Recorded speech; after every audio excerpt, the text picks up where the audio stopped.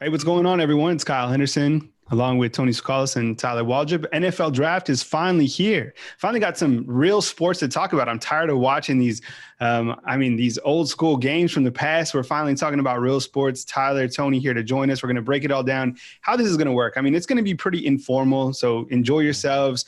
We appreciate the commentary inside the comment box. If you guys want to throw us some super chats, we'd appreciate that. We'd read those online. I'll turn on the call line here in a little while. We'll take your calls. We'll just have fun with it. As the drafts come in, we'll talk about the drafts. We'll talk about each guy that is picked from Alabama, obviously Alabama being our focus, but we will talk about some players in context from other teams that are taken. Tyler, I don't know your team. I know Tony's a big Patriots fan. I like the 49ers. Tyler, who's your squad? I just like watching good football when it comes to professional teams. I prefer the NFC overall. So, like, if I have to pick, I'd roll with the NFC teams over the AFC. All right, pretty broad. I don't like it. I like people who have like one particular team. I know Tony's hoping for someone for the Pats. Who you hoping, Tony? I mean, you can be a fan of an Alabama player now. Finally, if the Patriots are to pick somebody. Yeah, I think Tyler's he's hiding his Seahawks fandom. I gave him a hard time with that in the past, but no, for the Pats, I'd like them to address some kind of playmaker, something to just give me something to be excited about. I'm not picky, but just give me a player that is an exciting player that I can go into the rest of the offseason and maybe focus on that instead of losing the best football player in the history of football. Yeah, so we got so what we're going to do is from time to time, I'll of course lead the show. Tyler and Tony are working on things behind the scenes. Of course, we might even get Andrew Bone here in a little while. But when a particular draft, is called and it's from Alabama, we'll have to do some content on the side. So some of our staff members will step away, but we'll continue to lead the show and continue to talk about Alabama football. I'll actually be sharing the screen. Let me take care of this real quick. And this is via Yahoo Sports. So if you want to check out Yahoo Sports, you can check out, the drafted players, the pre-draft board, the mock draft. Obviously, we're partnered with Yahoo Sports, so be sure and check out Yahoo Sports. And we appreciate you guys being here. So it looks like the draft should start, just in a minute. I mean, is it pretty much? Assumed, and we'll start with you, Tony, that, it's a slam dunk that Joe Burrow is going to Cincinnati, right? I think the first two picks they to me seem like a slam dunk with Joe Burrow going to Cincinnati and then Chase Young going to Washington. I think at 3 it gets interesting. I think that's where, if somebody is going to trade up, they could. Just by the talk of things, it sounds like there might be a run of tackles inside the top 10. So that might be one of the more interesting things to watch early on. I'm currently thinking that Jedrick Wills Jr. might be the first Alabama player taken, not Tua. I think that could go either way. There's a lot of good tackles. There's about 4 tackles. Tyler Waldrop did a great job of breaking that down on the site earlier this week. But Jedrick Wills could be the first tackle off the board. He could go down to around the 8 overall pick, the 11 overall pick, something like that. But it'll be interesting to watch. The mock draft we have on the screen right here has Jedrick Wills and Tua Tagovailoa going 4 and 5. So that'd be an exciting start to this for Alabama fans. Yeah, I think so. I mean, what about you, Tyler? Do you kind of agree with that same tone that you think Jedrick Wills might be the first member of the Alabama Crimson Tide taken in the first round? Yeah, and I didn't expect this, 3 days ago when I really dug into Will's numbers, but I actually think Wills should go ahead. I mean, you can debate the sort of value difference for like Tua being a quarterback and Wills being a tackle, but I think if you're going to take a tackle at third, like the Giants seem to be, then I think they actually should take Wills. So I think he will probably be the first Alabama player taken. So that could be exciting and interesting. Yeah, I think when you look at this overall draft, I mean, it's this first round. And by the way, like if you're joining in, we're not sure how long we're going to run the stream. We're going to kind of play with it and get the feedback. And of course, we're not telling you to stop watching the actual NFL draft. We're just here to provide some context around the Alabama Crimson Tide players. And, we'll see how many are drafted up until round 20. We'll see how you're feeling. We'll see how we're feeling. That's going to be a long time. And, you can check out all the content back at BamaInsider.com. I mean, let's see, you got Joe Burrow, you got Tua Tagovailoa, you got Justin Herbert. I guess in this particular mock draft, they have Justin Herbert going to the Chargers. Saw some great things about, some of these defensive players. One guy that we saw towards the later end of the season was Derrick Brown for Auburn. I mean, and how much of a force he was. I think if even Jacksonville was to get Derrick Brown at number 9, it would be a complete slam dunk. The kid is unbelievable. I mean, it's super dynamic defensive tackle. Oh, definitely. I think that, he's a guy that I wouldn't be surprised goes early. I mean, maybe a team, in the first 5 might want to take a chance on him. That's where I think it gets interesting after the first 2 picks. But yeah, Derrick Brown's definitely somebody, it's going to be an instant force, and definitely a guy when you watch him, he just jumps out. We got to see him live, and he's just stud. What about you, Tyler? Is there one particular defensive player within these, first particular picks that you think? Maybe Chase Young. I mean, geez, yeah. He's a guy who, screams impact player right off the board for, and you got to think he's going to the Washington Redskins. Yeah, I mean, I was gonna say we're not counting Chase Young, I assume, right? Because if I could pick any defensive player, Chase Young is the one I'm like most interested in seeing where he goes. I'm going to be boring. And I think Derrick Brown, I don't know if he'll be the best one to come out of this group, but I think it's wherever he goes, it's going to be interesting to see, how productive can he be on an NFL team? Because obviously playing for Auburn, against Alabama and these other SEC teams is one thing, but, he's going to be with some other guys like him next year. So before we get actually started, and I think we're getting Andrew Bone on here too. Let's see. Before we get actually started with the draft, and we'll make sure Bone gets set up here. Let's see. Bone's getting set up. But what's up, Bone? See if we can get some audio from him. The question I wanted to pose to you guys is, we know that, let's see if Bone can get on. We know that Tua's going to be taken, Jedrick Wills, Henry Ruggs, Jerry Jeudy. Those are the 4 guys. Is there a 5th guy? Is it going to be Xavier McKinney that gets taken in the first round? Tony, let's go to you. I think so. I think there's even a possibility for 6 if you can include Trayvon Diggs. But I would, tend to think that Xavier McKinney does kind of fall in this first round. You just looked at where he's been mocked. And I think, one thing that stood out to me is when I was reading what a bunch of other beat writers said, I think a lot of the beat writers, they were predicting, I think that Xavier McKinney is the best fit for the team that I cover. And that's interesting because you had multiple people across the nation that said that, he fits in with this team. He's the best safety on the board. So if your team needs a safety, I think he's the obvious choice. It's just a matter of, is what other teams' needs will be. Yeah, I mean, not obviously as dynamic as a Minkah Fitzpatrick, but still very good in the sense that he's a safety that can contribute right away. I really liked Xavier McKinney. I thought he was a bright guy. Every time we interviewed him and saw him play, he certainly brought his A game, and he's one of those juniors to he was a junior, right, Tony? He did leave. Yeah, he is. Yeah, he's one of those. Can line up a bunch of places too. You can put him in the box. You can put him out at regular safety, or deep safety is what I meant. But yeah, I think that versatility, he's kind of like that new age safety that you can play at a lot of positions. He led Alabama in tackles. So a versatile player. I think he had 3 interceptions, and I think he could have had more. I think he really could have maybe added about 2 to that. So he gets to the ball. I think he's a really good player. 4 forced fumbles, I think, if I remember correctly. Yeah, that's true too. And he can get to the quarterback. He can blitz. Like I said, he's really a versatile player that you can kind of plug in a defense and he can do a lot of things for you. So it looks like the NFL draft. I have the NFL draft on the back screen. I'm sure we all do. And Roger Goodell, his setup is great. This is his basement. I don't know if that's a green screen or if that's like legitimately his basement, but you got to, it looks good. I'm curious to see, and Tony disagrees with me on this because we talked about this earlier. Do you guys think there's going to be any sort of like snafus with teams switching to, this is all online. You got to think there's some sort of hiccup. I just think that there's probably people hired to make sure that doesn't happen. I know, but it's the internet. I just saw, I think it was the Detroit Lions. They have like their GM and their coaches inside, right? And then they had their IT tech guy. He's in a Winnebago parked outside the house. Did you see that? He's like the IT guy is like on call and he's going to like come and like try to coach these guys. I don't know. Hopefully there's no issues. Fortunately, none of these teams have Tuscaloosa Comcast as their, or Tuscaloosa AT&T as their provider. So they'll be in better shape than I will. Throwing a little shade at AT&T. Yeah. I have AT&T too. It's been pretty solid. So I don't know, man. I hate that I said Comcast first because I'm thinking about switching to Comcast. The shade was definitely intended for AT&T.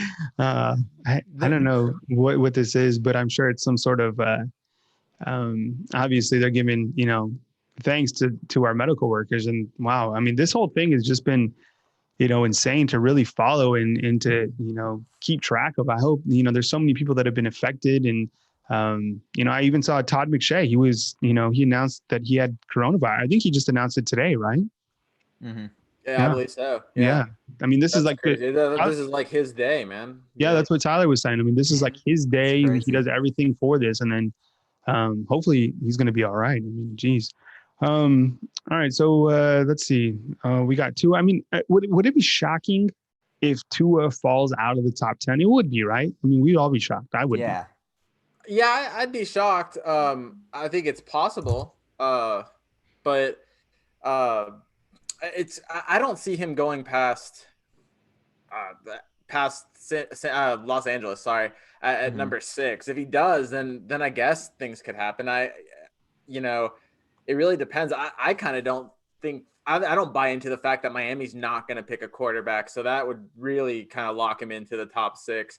But there's talk of Miami, possibly going for a tackle with this pick. And if they do that, then perhaps Los Angeles would pick Justin Herbert. I don't even see that happening. But I mean, that's the possibility and the kind of the situation where Tua would drop.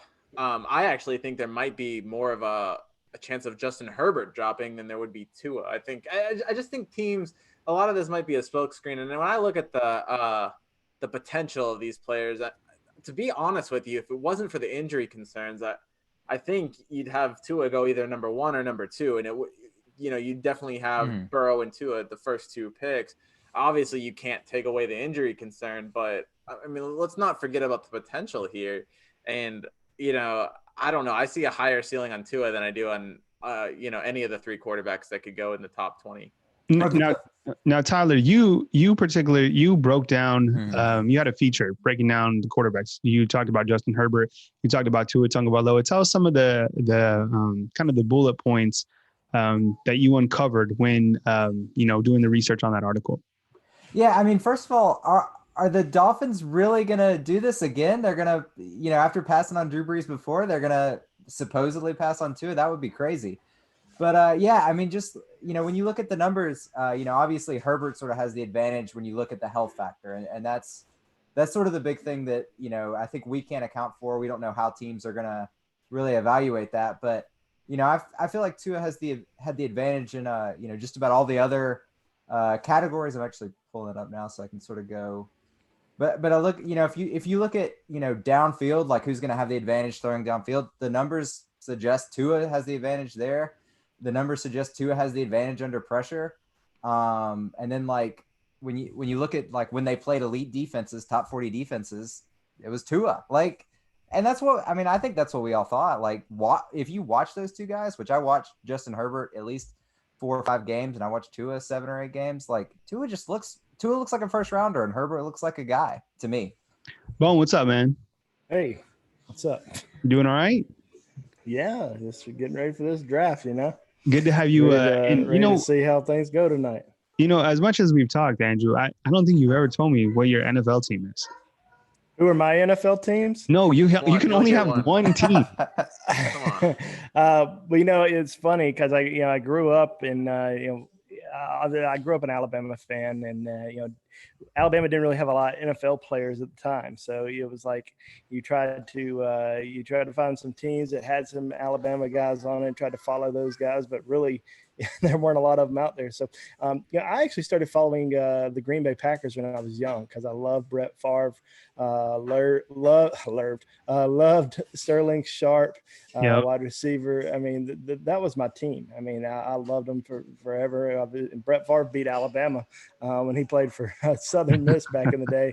Everybody was wondering who's this Brett Favre guy was. Yeah, Favre, from Something About Mary. But the Packers really became my favorite team growing up. And then I guess after Favre left, I really didn't have a favorite team. I started, following Atlanta, a good bit, good buddies, a couple of good buddies, were drafted by the Falcons, played for the Falcons for a few years.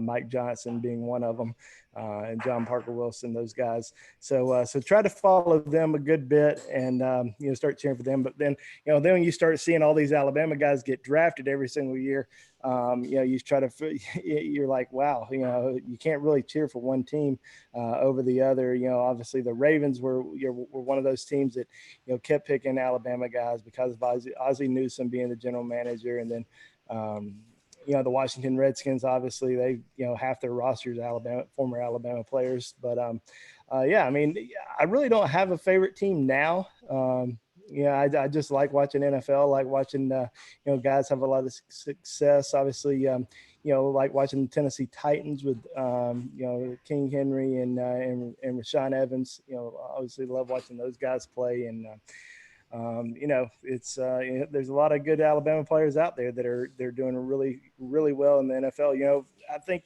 when Nick Saban first had his first few draft classes, everybody kept wanting to talk about all these busts that happened for Alabama. Trent Richardson goes to the NFL. Didn't have the success that everybody was expecting him to as the number 3 overall draft pick. So everybody starts calling Alabama, bust you. They don't have a guy that's, having successful. Now look at them. I mean, more Pro Bowl players, more, first team all pro players.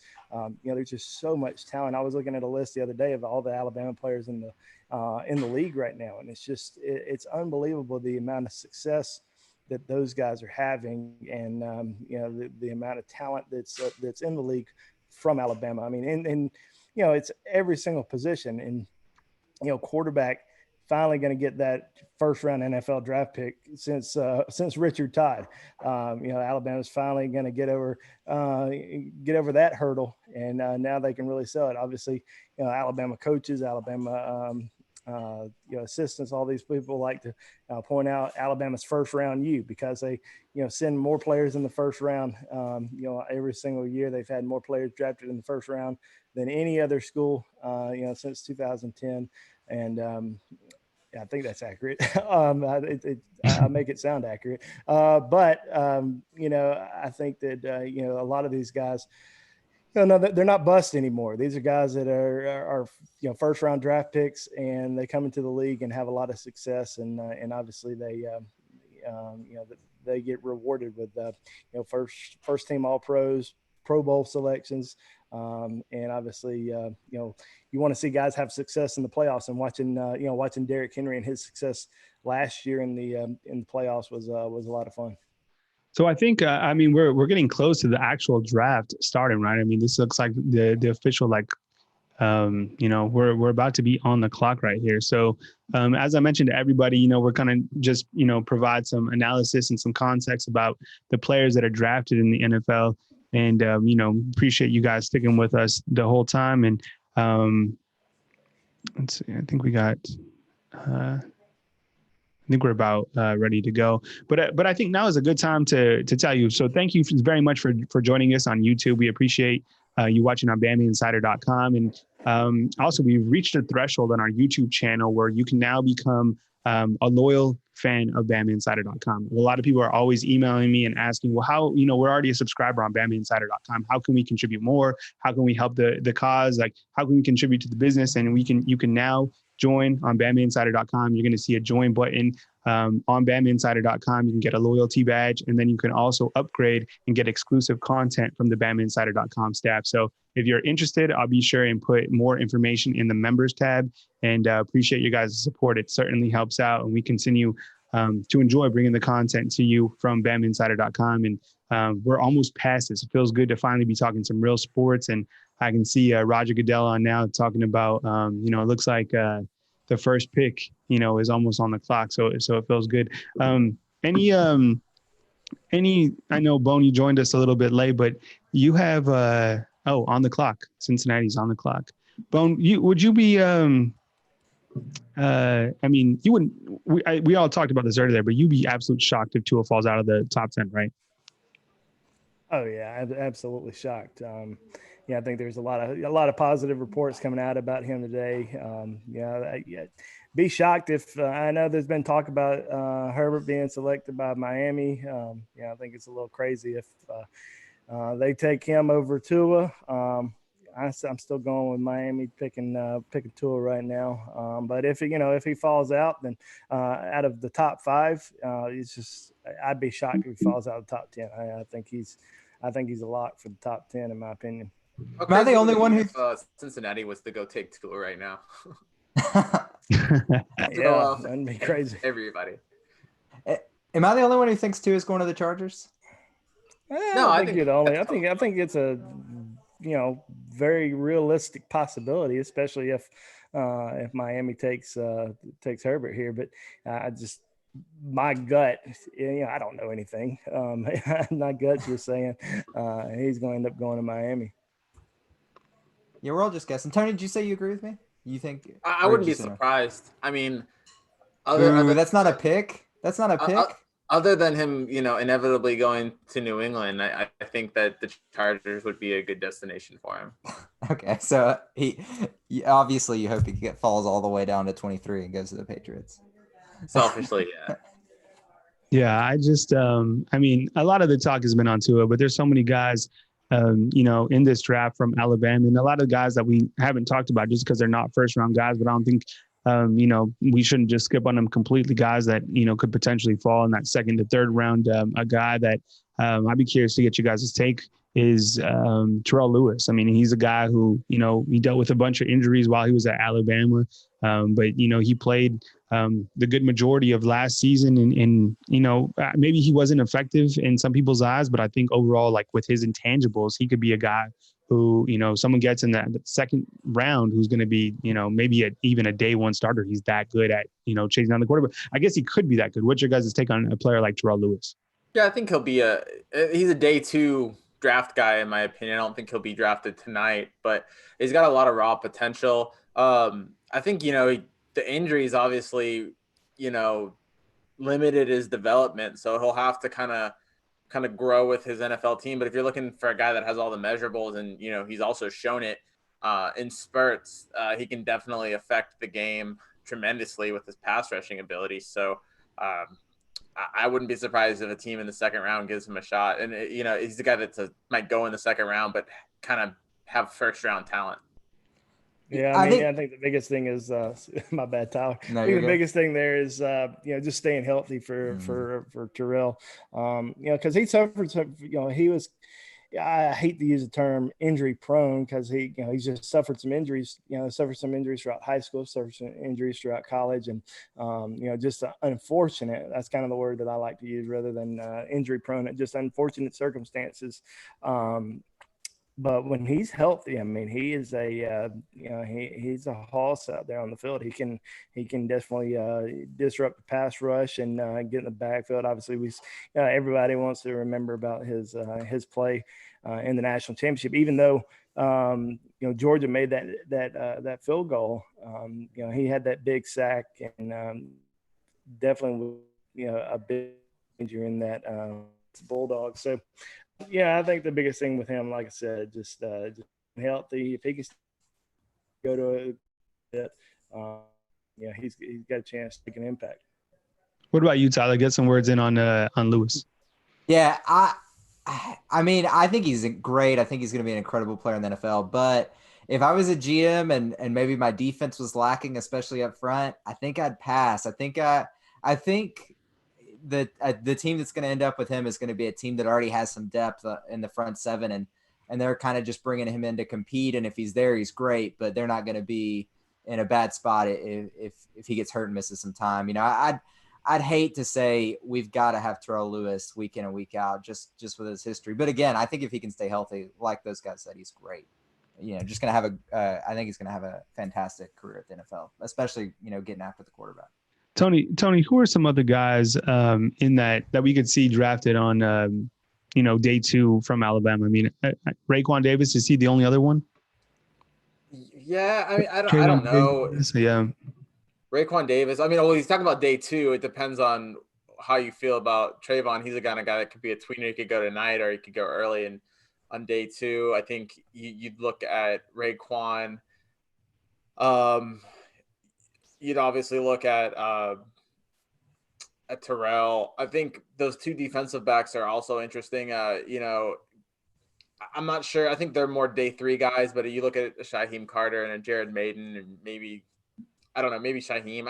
I kind of think those are day 3 guys when you really look at it. So now that Joe Burrow is the first pick of this draft, right? Going to Cincinnati.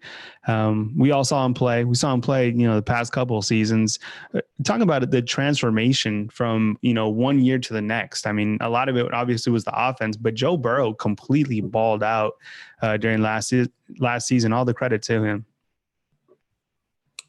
Definitely. I mean, he kind of came out of nowhere. I mean, look, it was a big difference from the LSU team that Alabama shut out in Baton Rouge.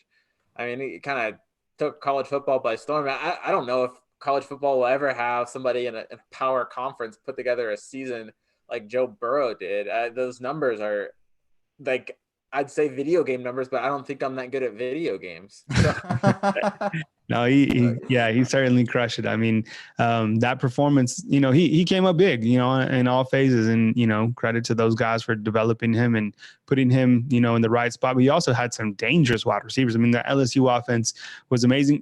I mean, short answer. Can LSU, how many games do they even win next season? Right. I don't know. I think they'll still have a good squad, but it's definitely going to be hard to replace a guy like Joe Burrow and a lot of the guys they're replacing. Not enough to win the division without Burrow, I don't think. No, absolutely not. But he did a great job. I mean, him going number 1. I mean, he did a great job. So 1 quarterback off the board, and you got to think now with Washington. Now I believe they'll be on the clock. Will be chasing down Chase Young. I'd be curious to see. When you look at this, Ohio State could have 2 players taken in the top 3 picks of this NFL draft. I mean, it sounds like, Ohio State is just, they're so close to chasing down a national championship at the college level, but just not quite there in the past couple of seasons. Yeah, definitely. They're a team that's always there in the playoffs, and they just can't take that extra step. For a while though, it seemed like, Clemson might be that team, and then you saw what they did. So their team with Fields coming back, I think could be a problem, and I think they're going to have no problem getting to the playoffs. So they're a team to watch. Obviously Clemson's going to be a team to watch, and Alabama. So it could be a lot of the normal bunch this year. What do you think, Tyler? I mean, when you look at Ohio State and what they continue to do, I mean, it's just like they're up there in the upper echelon with Alabama, Clemson, and you got to think this year, like Tony said, with Justin Fields coming back. I mean, this team is going to be absolutely loaded and probably primed to make a run at the title. Yeah, I mean, Justin Fields is probably my early favorite pick if you're gonna put some money down on the Heisman Trophy. So, yeah, it's hard to not imagine Ohio State is in the top 4 or just outside the mix at the end of the season. I mean, yeah, I think Ohio State benefits a little bit from the the schedule some years, but Ohio State is going to be a top 6 team no matter what schedule they play. So they've been incredible, and especially how the team looked without Urban Meyer there. I mean, I didn't expect that for sure. So since I have to, so is the actual, so the Redskins are on the clock now, and I have to tell you this because my TV goes off YouTube TV, so I'm a little bit delayed, but it looks like the obviously the pick was Joe Burrow. Mm-hmm. It was okay. All right. So Tony, do you have, because I talked to Tyler earlier, he has YouTube TV. Tony, do you have Comcast? Are you like real time? Because I think that Comcast is. Oh, okay. All right. So you're like, even you might. We never know what's gonna happen. But no, I'm Joe talking Burrow for is the like favorite. delayed for There's like 6 delayed minutes and 40 purpose. seconds by my count on the Washington pick. All right, so Yeah. you're 20 seconds ahead of me because I'm at 7 Mhm. seconds, and I don't Okay, even that's know. not bad. Bone just popped out. I don't even know what internet he has because he's just like he vanished. So I'm sure it's um, AT&T. yeah, and you guys, I don't know what he has, but he's gone. So all right, so we're on pick number 2. Just you guys, just to make sure. Okay, so so the first actually drafted player is Joe Burrow, and now we're in pick 2. Okay, good. All right, yeah. I don't know. I mean, I think when you start to look at the overall college football spectrum, and that's something that we'll do as we continue to move into May into June, is talk about other top tier teams that could potentially compete with the Alabama Crimson Tide this coming year.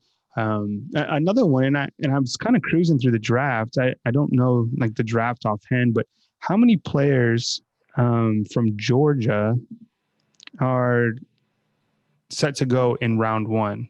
I mean, I guess we'd have to go through the list. I think 2. So the Was that Tackle and the 2? linebacker. Yeah, right. So there's 2. I'm looking at it from like an SEC perspective. So I know Alabama has, let's see, Jedrick Wills, the potential 5 that we talked about, 4 for sure. LSU has, a few as well. In Georgia, and I bring up Georgia because, Georgia is obviously returning everyone on defense. The So- over-under for LSU earlier this week, like the Vegas odds was same as Alabama, 5.5. So Wow. LSU and Alabama are right in the mix there for that Mhm. sort of SEC record.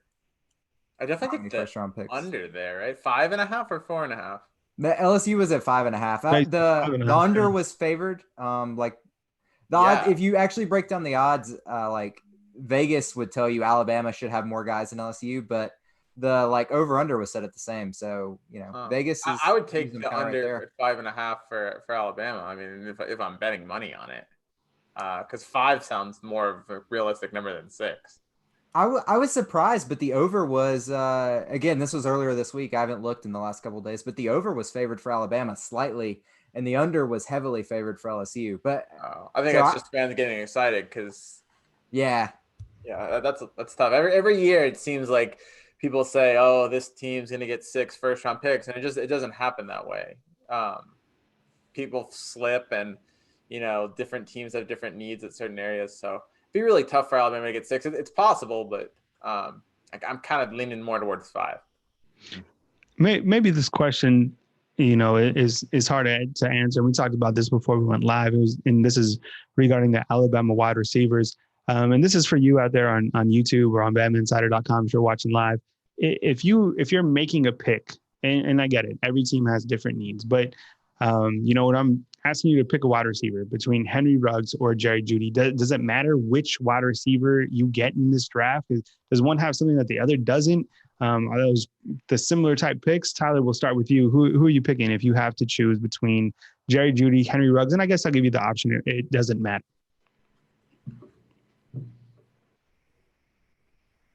Tyler? I'm back. Y'all froze on me for a second. So All right, Tony, did you get that question? Yeah. So which receiver would I take? Or Yeah. So the question. So Tyler's coming back from Frozen Land. The question was this: if you have to pick a wide receiver, and it is between Jerry Jeudy and Henry Ruggs, which receiver are you taking? Is there a difference, or does it matter? And Tyler, since you're back, go ahead. I want to say Jerry Jeudy. I've said Jerry Jeudy for months, but like Henry Ruggs feels a little more exciting. So I'll go with Ruggs. It's just, and you were talking a little bit before we got started, Kyle, but I feel like Ruggs is just a little more exciting. You think about maybe what his ceiling could be, not next year, but maybe 2, 3, 4 years down the road. Mhm. And, Jeudy, maybe it's just because he's been the guy for years, but Jeudy just kind of feels like, we've seen Jeudy. I kind of want to see what Ruggs would be like if he was the guy, like the number 1 target. So I'll go with Ruggs. for me, I feel like Judy's the more complete receiver. So if I have an offense that needs to be more revamped, I think I'd go with Jeudy. But I think if you already have an offense that's kind of working, then I kind of see Henry Ruggs being that piece that gives you an extra dimension to kind of take you to the next level. So I don't know. I think if I was just building a team from scratch, I would go Jeudy, but I could see an argument where Henry Ruggs might be, like Tyler said, a little bit more exciting and could add something to an already good offense, maybe to put them over the top. I think maybe like if you looked at like at San Francisco, I think if I was choosing at San Francisco's pick, I think I might choose Henry Ruggs because I think he might be the difference towards, putting them over the edge for the Super Bowl. Yeah, that's exactly kind of what I was, kind of because the 49ers, in my opinion, being a 49ers fan, I feel that we need a wide receiver. And I would be thrilled with either wide receiver, obviously. But I think, with Goodwin kind of floating on that, trading block, the 49ers might be dabbling to see if they can get a player like Henry Ruggs, a player like Tyler said, super exciting, a player who is the fastest player in the NFL Combine, who could jump the highest. Nick Saban once said that he's freakishly strong. We've seen him time and time again. And I think with a player like him, he's been a little bit overshadowed. Maybe all of them have in the sense, just because there's so many good wide receivers on Alabama's team throughout the last couple of seasons. But I think he's a guy who's a, impact player right off the bat. And I think he's a player that could certainly contribute for a team like the 49ers. I think they have so much going for them already that they could just slide him in and he already makes an impact. So no, that was that kind of clears it up for me on, the wide receivers. I'm hoping that, I can be a fan tonight for the 49ers, that the Niners get somebody like either Jeudy or Ruggs. I mean, geez, that would be fantastic. Looks like Chase Young is the second pick of the draft. I think something we all kind of figured would happen, but so now we're on number 3. Now I think it could get interesting. I think here's where, you might even see an Alabama player land, depending on, trades. And I think these next maybe 3 picks are going to be really interesting for Alabama. Maybe not number 3, but definitely 4 and 5 could be really interesting. Yeah, I'm curious to see what will happen with Detroit. I was doing some reading today and it said they absolutely needed a defensive back. So I'm curious to see if they stick with that, if there's some trade movement right here. And Okudah from Ohio State could be in play here. Heck, they could trade back. You never know. I think this is the one pick that I look at. If somebody's going to trade, this one looks like a big possibility. So I have 4 minutes and 28 seconds left on the clock. So it'll really be interesting to see. Yeah, and you'll have to keep us posted, Tony, if you're not writing something, that if there is a trade or a trade does unfold, within these next few minutes. But because I'm at 4 minutes and 35 seconds, that's where I'm delayed. Yeah, and if obviously, guys, if it's an Alabama player, I might have to duck out and write something and come back. But yeah, so and that's how it's going to work. I want to tell everybody if you're just joining us. So the staff, we're updating content, live editorial, and along with this live chat. So staff members will duck in and out. Probably besides me, and we'll talk about the draft, but we'll go for a while. We'll get your feedback, and if you have questions, please be sure and post them in the comment box like you guys have been doing already. We appreciate it. We'll get to you guys, and I'll probably even open up the call line here in a little while and get your calls and get your take on some of these picks and where these guys could be going, and how you see them faring in their rookie year in this next season of the NFL. So right now we're on pick 3. We're waiting to see if anything interesting happens. Detroit is currently on the clock. It looks like we're getting close to the 3-minute mark. First 2 picks are in. That was Joe Burrow, as you can see on the screen, going to Cincinnati. No surprise. And no surprise at number 2. But as Tony said earlier, now is the time where it gets interesting. And now is the time where you could start to see some Alabama players be involved. And there's a lot of offensive tackles that, a lot of these organizations have their eye on. And one particular is from Alabama in Jedrick Wills. Tony, what's your take on Jedrick Wills? I guess we never talk about the offensive lineman enough. You pretty high on Jedrick Wills? Yeah, he's solid, a great run blocker too. So if you look in for the Giants here, a great guy to block for Saquon Barkley. Wow, yes. Yeah, definitely. He's a right tackle. I don't buy into the fact that him being a right tackle. I think if he could move to left tackle, if that's what you wanted, or you keep him at right tackle, I think that's kind of a little bit overrated, and I don't think that's going to really hurt his stock. It's just interesting because there's so many good tackles. It's kind of like, what do you want from your offensive tackle? I wouldn't have a problem at all if I was a team selecting Jedrick Wills at number 4 overall. So it'll be interesting. There's also a talk of, maybe Miami being worried about picking ahead. If Miami is going to make a pick for a tackle that there's Yeah. talk of them trading ahead. So it looks like the Lions pick is in. I'm sure we'll get it in like 10 minutes because they always do this where the pick's in and they don't actually give us the pick. But the pick is in. And I guess we're moments or minutes away from seeing it. Okay. I'd love to see Will's block for Saquon.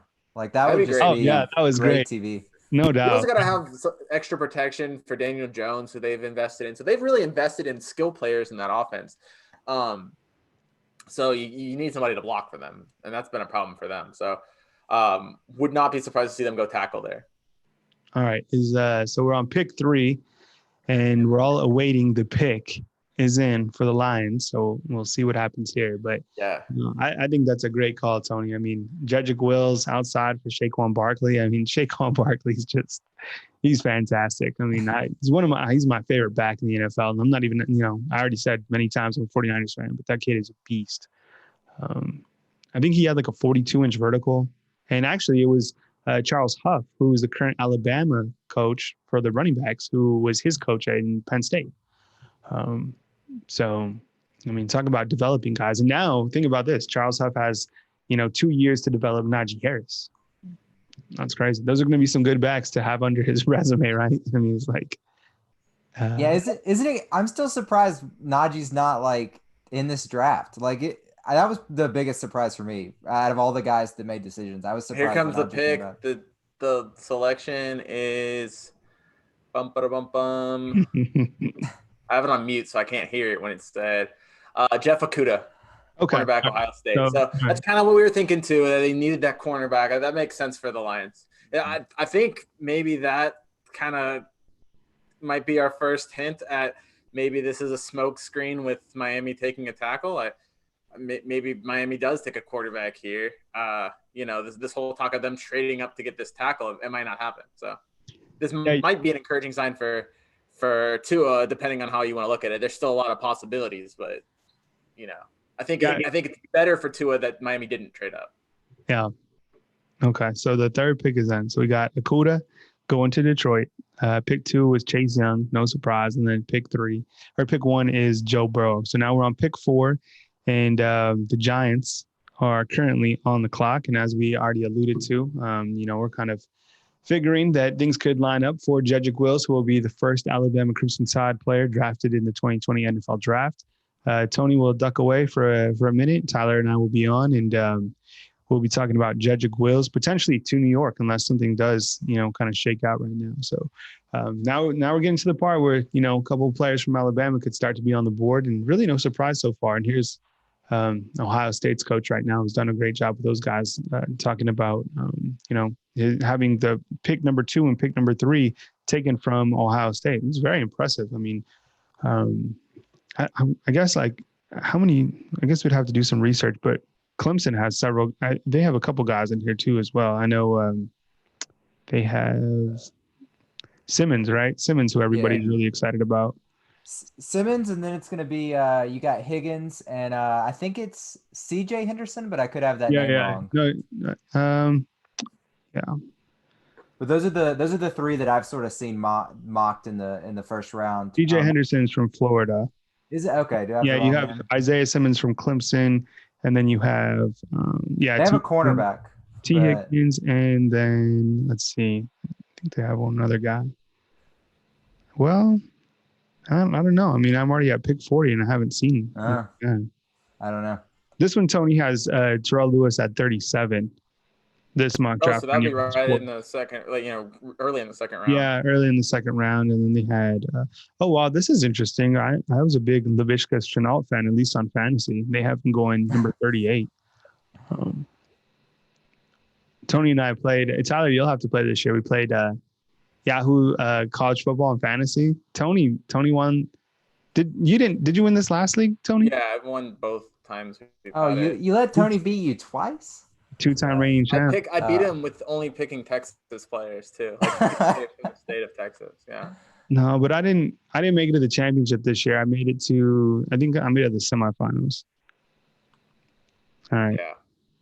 All right. So anyways, we're on pick 4. So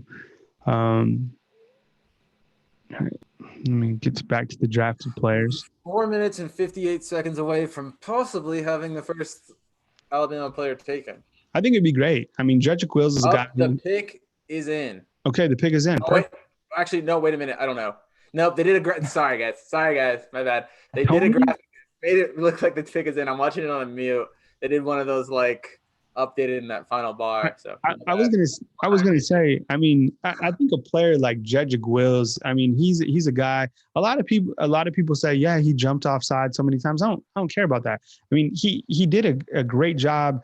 I mean, go watch that Auburn game. I keep watching that Auburn game. It's just such a great game to watch. I know you guys don't like the ending, but in terms of like, the physicality of both of those teams, that was a really great football game. And Jedrick Wills had to go against some very good competition, did a great job in that game, really shined at the NFL Combine. He started many games at Alabama. I mean, I think he's a, fantastic tackle, and Alabama has another fantastic tackle this year, returning in Alex Leatherwood, and probably a new tackle in what we feel will be Evan Neal, who will be a sophomore who played out of position last year, starting every game as a freshman as a guard. So Alabama, will have a new tackle, obviously, and a tackle that I think we're all going to be, really, curious to see perform in game action. I mean, Evan Neal, we've talked about him several times. I mean, he's a 5-star from the IMG Academy. He's a monster. So, what about you, Tony? You think Evan Neal will have a successful transition from guard to tackle, his natural position? Oh, definitely. I think it's more his natural position. So, I expect him to have that success. We saw Alex Leatherwood be able to do that, and to a certain extent, Jedrick Wills be able to do that. So, I don't think it'll be a problem at all. Yeah. And the whole, offensive line for Alabama, I mean, should really be. I mean, I posted a video about it a little while ago. I mean, so many guys returning. I mean, the offensive line should be fantastic for Alabama this season. I mean, you got plenty of guys to work with, plenty of returning players, and I guess Tony will have a story for us on Sunday, kind of looking at players that could be drafted in next year's draft, and there could be a couple NFL players that are drafted from Alabama that are going to be linemen in Alabama this season, right, Tony? Yeah, definitely. I mean, like, you look at players that could be drafted right off the top of off of your head. You look at the guys that could have went out this year. So you look at Dylan Moses, you look at Devontae Smith, you look at obviously Dylan Moses, Devontae Smith, Najee Harris. I haven't really. I was just talking like more on the offensive line. I mean, Landon Dickerson, right? Landon Dickerson could come out. Deontay Brown. That's what I'm saying. Deontay Brown. Yeah. Alex Leatherwood. Mm-hmm. Yeah. So there's a lot. Yeah. I mean, it'll be a loaded offensive line for Alabama. So currently we are on pick 4. As you guys know, everyone's watching the NFL draft in the entire world. Those are the only 2 things that have been on. It's been the NFL draft and the Bulls documentary. Did you guys watch that, by the way, The Last Dance? I didn't watch the. What about you, Tyler? Did you watch that? I've got it recorded. I'm watching it tomorrow, actually. I'm waiting to watch it with my dad. Wow. I'm surprised. That was good. They did a great job with that. I mean, a lot of people were Bulls fans kind of growing up, and, it was just great. I think a lot of people watched that just because it was like one of the first, sporting events or sporting like documentaries that has been put together during this time. And man, it was good. They made Jerry Krause. I'm sure a lot of people that are watching this show watched that show and saw that Jerry Krause, was quite the villain. It's a good show. You'll enjoy it, Tyler. And if you check it out soon, I'm sure you'll like it. Yeah, I mean, I'm looking forward to it. The pick is in for number 4. I'm serious this time. I'm reading it off the screen. So okay, all right. False alarms here. Who we got? I don't know, but it's in. All right. So if it's Jedrick Wills, Tony's going to step out. Tyler and I will talk about Jedrick Wills, and then Tony will come back and then probably pop out again for the next pick if it is Tua Tagovailoa. So that's how it's going to work. So just stay with us. This could be. My pet peeve of the draft is that, like, don't even tell us that the pick is in if you're not going to show it to us. That's my thing. I hate that. See, I'm still in a commercial on YouTube TV. I'm still watching. I don't even know what this commercial is. Oh, it's American Idol with Lionel Richie and. Yeah, you already get 10 minutes, which I feel like is is way too long. That's too much time. Come on. What? Why do we need to delay it further? Like we've waited 10 minutes. No, 10 minutes. You don't need 10 minutes to decide. You need maybe 6 minutes. 6 minutes is what you should get. Hey, I could not agree more. Once in a normal year, I'd agree with y'all, but once this is over, what are we going back to? So like, they can drag it out. They can drag it out a little bit if they want to. I'll forgive them. Oh yeah, I know. I mean, once this is it, I mean, we're gonna be in the longest, sports of like minus abyss that there's ever been. There's gonna be nothing else. We're gonna be talking about this draft and breaking it down every single way. I mean, it's gonna be a lonely month of non-sports in this May, June, July. There's nothing else to talk about. Definitely. Well, they keep on showing us every footage of the Giants possible besides the pick. So, I really like the shots of like the head coaches just like sitting in a room by themselves. Or like right on their phone. David Gettleman sitting in the room by himself. Yeah, obviously he knows the pick, but we don't. Does David Gettleman know the pick though? I don't know. Look at this. Okay, Joe. Why are we not? Oh, okay. So I mean, all right.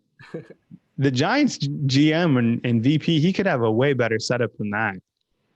He's never been up in that room in his whole life. You could just tell. Right? Yeah. That room's not lived in. Yeah, they just finished that.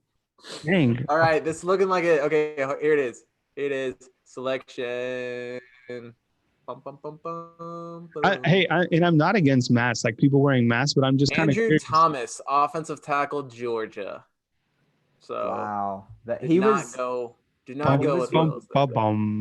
He was widely projected as like the fourth option out of the four. So. Not a bad pick here, guys. Not a bad pick at all. It's just obviously from an Alabama's perspective, it's obviously disappointed. But you always kind of knew that Jedrick could go. He could go, a variety of ways. I mean, Jedrick could drop out of the top 10. He was a guy that could go 4. He could drop out of the top 10. I think, he's very much in play over these next, 7 or 8 picks. Yeah, I think you're right, Tony. I think, we were kind of a little bit surprised on that, but there was a couple offensive tackles that might be interchangeable within this draft, like you said. So I guess we are kind of all waiting for that first pick from Alabama. So I guess we're just going to have to wait a little bit longer. And it could be this next pick with Miami now on the clock. So let's get some predictions. Is it a straight pick through? I mean, is Miami where they, is it going to be Tua? Sound off in the comments. I actually think it is. I'm sticking with the Chargers. Really? So who do you think do you think Miami goes Herbert here? Or? I think they could go Herbert. Maybe they go tackle. I think tackle was a bit of a smokescreen, but I don't know. I guess maybe I just don't have faith that the Dolphins will make the right pick. I think the right pick is Tua, and I don't trust the Dolphins front office to actually make that pick here. So I'm just gonna assume they'll mess it up. I'm going to say that I'm going to say Miami takes Tua. Okay. All right. I'm going to say they take him. Yeah, that's entirely possible. I'm going to say they take him.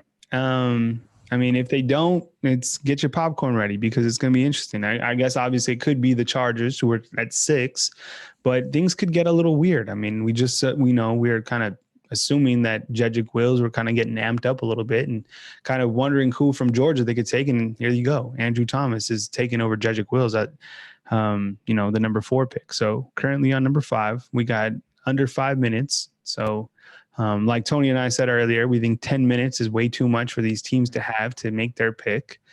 There is Tua Tagovailoa and his family. So I'm like way behind. I'm like 10 seconds. Why did Gettleman just put his mask on in an empty room? Well, see, that's what I was going to say. Like, I'm not against the masks. Like, if you're going to wear your mask, wear your mask. But like, he was in this like upstairs bunker, what I assume was the upstairs, and he was putting on his mask. I don't know that. Talia just yawned, by the way. I don't know what that means, but he just yawned for what it's worth. He looked tired. Wait, what happened? Talia just yawned. Like, they went to a frame of Tua and like the crew, and like they were all there. And yawn work. Yeah, he was. Yeah. He was like, all right, let's get past this. All right, so just under the 4-minute mark. Tony, give us an exact time update. 4:04. 3, 2, 1. Okay. Yeah, you're like 12 seconds out. I like Tua's suit. That looks good. I like it. I like the the Hawaiian approach during during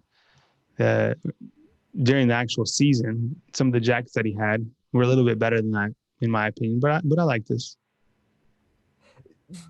I'm glad you got your seal of approval. Do you think Tua would have worn that or something better?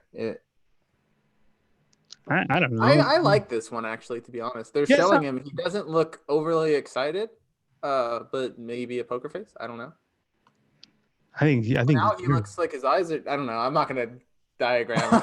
You should break down Tua staring at the screen. He looks nervous. He looks nervous to me. I think they all. I'd be nervous. Wouldn't you be nervous? Heck yes, of course. Yeah, I'd be nervous. Man, it's gonna be. I mean, if he doesn't get picked right here, I mean, if he doesn't get picked right here, I still fully expect him to get picked by the Chargers with the next pick. Yeah, that's what I'm saying. I mean, it's not gonna, it's not gonna be too much time that we have to wait to figure out what exactly is gonna do. And I guess okay. So on the right they have Justin Herbert, right? So, looks like they have a nice little spread. Tua has all those hats on his deck. Here we go. No pick is in. What do you guys think? Sign off in the comment box. Is this the time? Is this the time that Tua goes to Miami? I want to hear from you in the comment box. We've already said our things, our picks. Tua next. Packers. Someone said Packers taking Ruggs. Tony is 10. Someone said Tony is 10 seconds ahead of me. Oh, geez. Sorry, guys. Yeah, Tony, you're spoiling the draft for people. Someone also asked about Gettleman wearing the mask inside like his personal house. I don't know. Maybe, I don't know. Let's see. Dude, that guy's all over the comments. Right, Tony? It's kind of goofy, guys. I don't know. Maybe he's just trying to demonstrate, proper measures, and he's just, doing it as a show. But yeah. Okay. Bob Greasy, Dan Marino, Ryan Tannehill. The pick is in. Oh yeah, it'll be a few minutes until this pick is in, because, that's the way we like to do it over here. You hate this so much, Tony. I really do. It's bothering me too, though, because it's throwing it off. They shouldn't say the pick is in until the pick is in. Yeah, just lie to us. Or if the pick is in, do the responsible thing. How about this? What about Desmond Howard? So he's got the Heisman Trophy, like the coveted award to the back. It sounds like Tua's going to Miami, guys. Is it? Okay. Is that it? Yeah.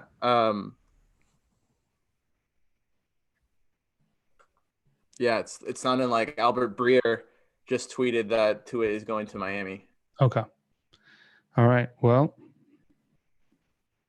All right. So Tony's going to duck out, get the content out, and Tyler and I are going to talk about this pick once we can get it official. Yeah, I'm going to wait till it is official, but it sure seems like. Yeah, even Shams is talking about it, which just shows you. Yeah. I mean, everybody's bored without if the pick is in, we shouldn't have to wait on it like this. But we'll wait. Here it is. It's looking like it's coming in. And Tua Tagovailoa is a Miami Dolphin. Okay. All right. So there it is. We got it. So Tua is going to Miami. All right. So Tony's going to work on the content. It's going to be Tyler and I. Wow. I mean, it's there's the pick. And I mean, really we're a little bit surprised, but we kind of felt he was going to Miami. Huge pickup for Miami. Talk about Tua going off the board, Tyler. Yeah, I mean, I've said this before, I think on some of our previous videos, but Tua's right up there with maybe in the top 4 for college quarterbacks I've seen just sling it in the last 5, 6, 7 years. I mean, and honestly, he might be the best. He might be the most exciting just player I've watched in college football. I mean, now I'm watching they're showing his injury, but and I'm sure they'll show 2nd and 26 here and on my screen in a couple seconds. But I mean, I don't know, Kyle, have you seen somebody who's just that electrifying every single game? I just feel like he always had I can't believe he made that throw.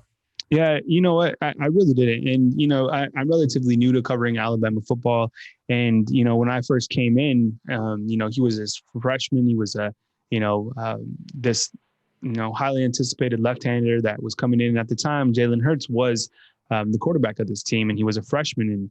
And there towards the end of the season, he started getting hot, and people were, talking about, just the type of talent that he was. And then when we finally get to see him, not only in the national title game, but during that following season, when he really took hold of Alabama's offense, it was really just, it was something that I've never seen before. And it was almost like it was so easy for him to pick apart defenses and to utilize the players on his offense to rack up so many points. And now at that time it was under Mike Loxley, and the offense was just scoring literally at will. And I've never seen anybody throw a deep ball with more accuracy, hit receivers in strides more efficiently than Tua Tagovailoa. Really just something beautiful. And with that, I've also never seen a player go through so many injuries like Tua did.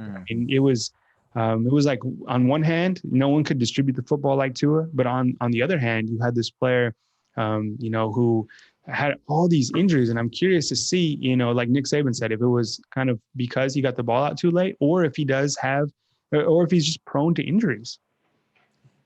Kyle, is there obviously besides 2nd and 26, is there like a single throw or single play that really stands out to you from Tua's career?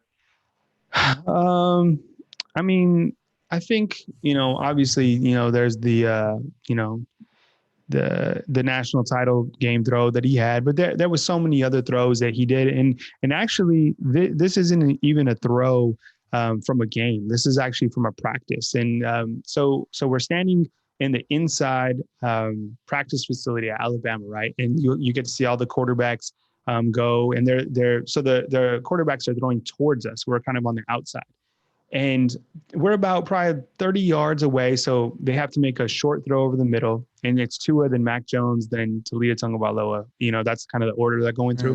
And you have to hit your target, which was an assistant coach or like a staff personnel, 15 yards on the center, and then 30 yards to the outside where I am with the camera. And Tua gets up and he throws the ball with such velocity that you felt that whip on the ball. Like, if you swing like a baseball bat really fast, or if that kind of that whip that is velocity. I heard that from Tua, and I was at a practice, and I was just wow. So the next quarterback was Mac Jones, and not to take anything away from Mac Jones, because you guys know I'm big on Mac Jones, but it just didn't have that pop, and neither did Tua. It was just something else that is on the ball. And I think Sarkisian has said that as well when talking about the velocity that Tua has always had. And he brings up this one story that I always think about.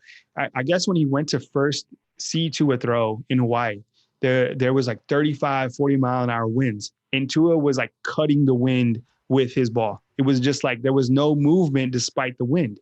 And that's just the power and the velocity that Tua has. And can't wait to see him work with, the Dolphins and see what he can do in the NFL. Yeah, I think he is, questionable just because of those injuries, but hopefully that doesn't hold him back for what I feel could be an excellent career for Tua Tagovailoa.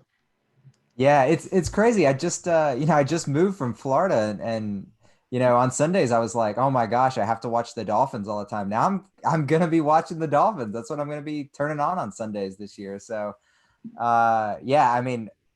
it's a team I wouldn't have watched otherwise, but I am excited to see how he does in the NFL. And I'm with you. I hope he can stay healthy, and I hope that, he gets the chance to sort of show what he's got based on his own merit, and not, that he's limited by injuries or anything else like that.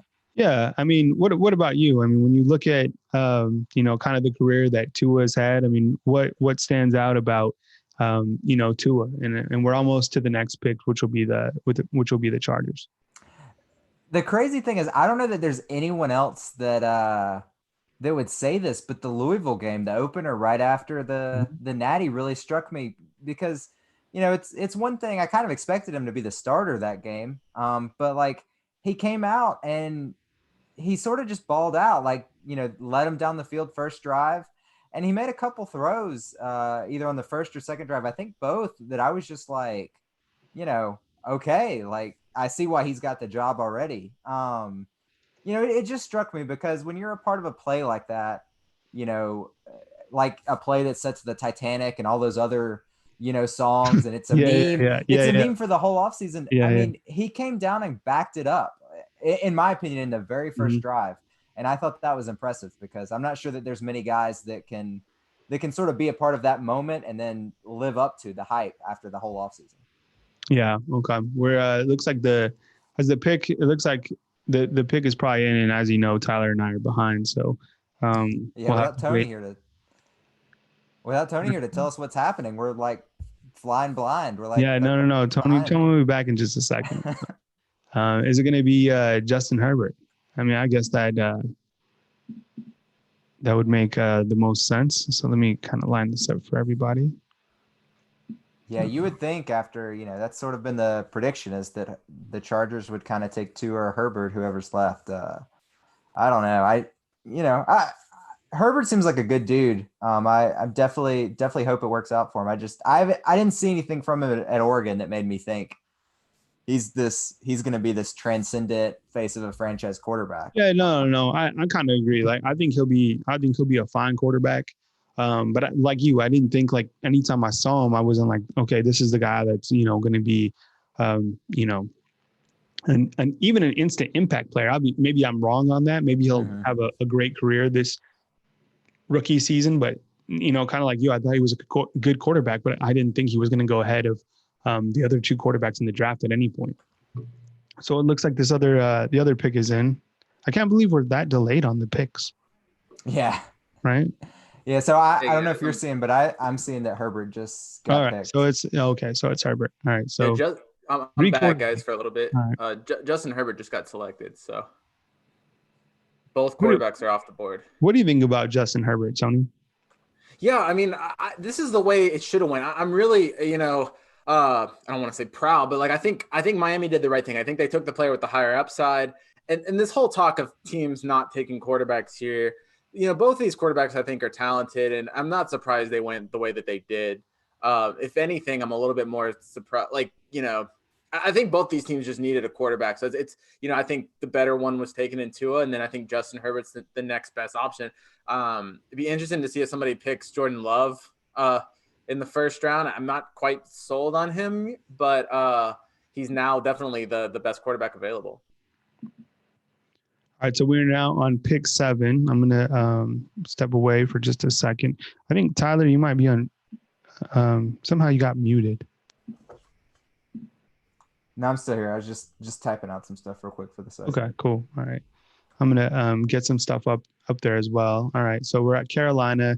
So we should still have we're still waiting on Jedrick Wills, Jerry Jeudy, Henry Ruggs, and those guys. I don't expect a tackle. I don't expect an Alabama player taken with this pick unless it's a trade. Mm-hmm. Yeah. I think you could see Jedrick Wills go number 8 overall to Arizona. I think that's a real big possibility. I'm still waiting too on. I'm going to type something out real quick on Twitter, but you can follow us on Twitter and all our social media channels. So, Tony, Kyle and I were talking. Other than 2nd and 26, do you have a play to have made that stands out to you? The 2 throws against Tennessee. So one, his freshman year to Ruggs over the middle and Bryant Denny. It was like a rope, and then Ruggs scored a touchdown on it. And then I think the best throw he probably made in an Alabama uniform was the throw to Waddle in Neyland Stadium. Just placed it perfectly. Mm-hmm. Those 2 throws for me are actually better than the game clinching, title winning throw. That was a good throw too, but that play was more about the moment. I think the 2 throws against Tennessee were just NFL throws. Tua definitely outdressed Justin Herbert. That's for sure. I'm just seeing that now. I'm just kind of getting back in. It says the pick's in for the Panthers. Yeah, I just saw the Herbert Tua comparison. Yeah, it does kind of look like Tua dressed like he was attending the draft, and Herbert's kind of like me, probably just sitting around chilling. I don't think I would have dressed up in a suit had I been at home. But maybe I would have. I mean, I don't know. Maybe if I had a suit picked out, I'm not gonna miss out on that moment. But I don't know. For me, to be honest with you, I'm the kind of, I don't know about you guys. Would you want to be at the draft or would you want to be at home? Because I personally would actually rather be at home, kind of chill with my family, go wild with them, than be, walking on a stage. I don't know. I want that moment like hugging my dad and with my best friends, and that's the moment that I would want if I was a draft pick. Yeah, I think What I'd about you agree. guys? I've always kind of thought like, and I think traditionally a lot of guys from Alabama, not everybody, but I feel like a lot of Alabama guys have passed and decided to stay home. And yeah, I think I'd rather be home with family and friends. And also, if you're one of those guys that's projected to go in the middle of the first round, there's less pressure on you. You don't have to sit and kind of like always be on with cameras watching you constantly. And, you don't sometimes good guys slip to the second, like Landon Collins slipping to the second shocked me several years back. And like, I'd it want to be looks able bad to if you're walk there take and a you don't jog, go. if something was going bad and I was slipping in the draft, I'd want to just be able to go like maybe run around the neighborhood a couple laps just to kind of get it going. No, for me, I'd be all about like being up in the draft. I'd be like, I would want to be like on the stage, like not to diss on my family or anything. I mean, that would be great to be around as well. But like, I think like the experience, and I don't know if you guys had read what they were planning on doing this year in Las Vegas, Nevada. They were actually going to have like a small boat. I don't know if it was taking place at the Bellagio, but if anyone's been to Las Vegas, Nevada, I've been several times. They were thinking about taking they're going to have the stage like out on the water, and then they were going to like chart the players in the first round via this little boat to the stage. It's going to be ridiculous. And I don't know, it'd be awesome to be a part of that and, kind of stand up stage with the commissioner. And it'd be pretty cool. I mean, the draft last year in Nashville, I believe, I mean, it was packed. Mm-hmm. I mean, it was, and they were expecting a ton more people in Las Vegas, Nevada before all this stuff went down. So it would, I'd certainly want to be up in the mix. See, I forgot about the boat. The whole time I would be thinking, don't fall out of the boat. Don't flip the boat when you get out. Like I think honestly, I think we got robbed of like some just hilarious antics that would have happened with the boat. Like, can you imagine some of these big guys getting in and out of this boat and like how concerning it is? Yeah, of course. Yeah. That would be I mean, any one of these big linemen, trying out like the buoyancy of like their little ship, however they like had modeled it. I'm sure they hadn't factored in 6'7", 350-pound dude getting in. That would I would have liked to see it, but maybe some other time in Vegas, because I think Vegas certainly got robbed of hosting the NFL draft, and thought it was going to be pretty cool to see the NFL draft out in Vegas. Yeah, sucks, but I feel like we're gonna see. I mean, if they're gonna have a boat this year, you got to think they're either gonna try to do something like that in the future at some point, or they're gonna try to top it. Like, I would love to see them top a boat like 5-6 years down the road. All right, so we're on. Let's see, what are we on? The pick has been in for about an hour and a half. Everyone's asking you, like, everyone must have YouTube TV on our channel, because everyone's like, "What's the pick, Tony? What's the pick?" Yeah, it's not. The pick is in, and we'll know probably in the next day or two what the Panthers decide. All right. Oh, Derrick Brown. Did that happen? Yeah, I mean, I got it on Yahoo Sports Scoop today. Okay. See, this is what happens when you hold the pick forever. So Derrick Brown's next pick. That's a great pick. Oh yeah, I talked about him earlier. Yeah, I thought he could. This is not surprising. I think when you look at some of the players on the board, you might be a little bit surprised. But no, I like Derrick Brown here. If that is indeed the pick, which I'm sure it is, I think that's a good one.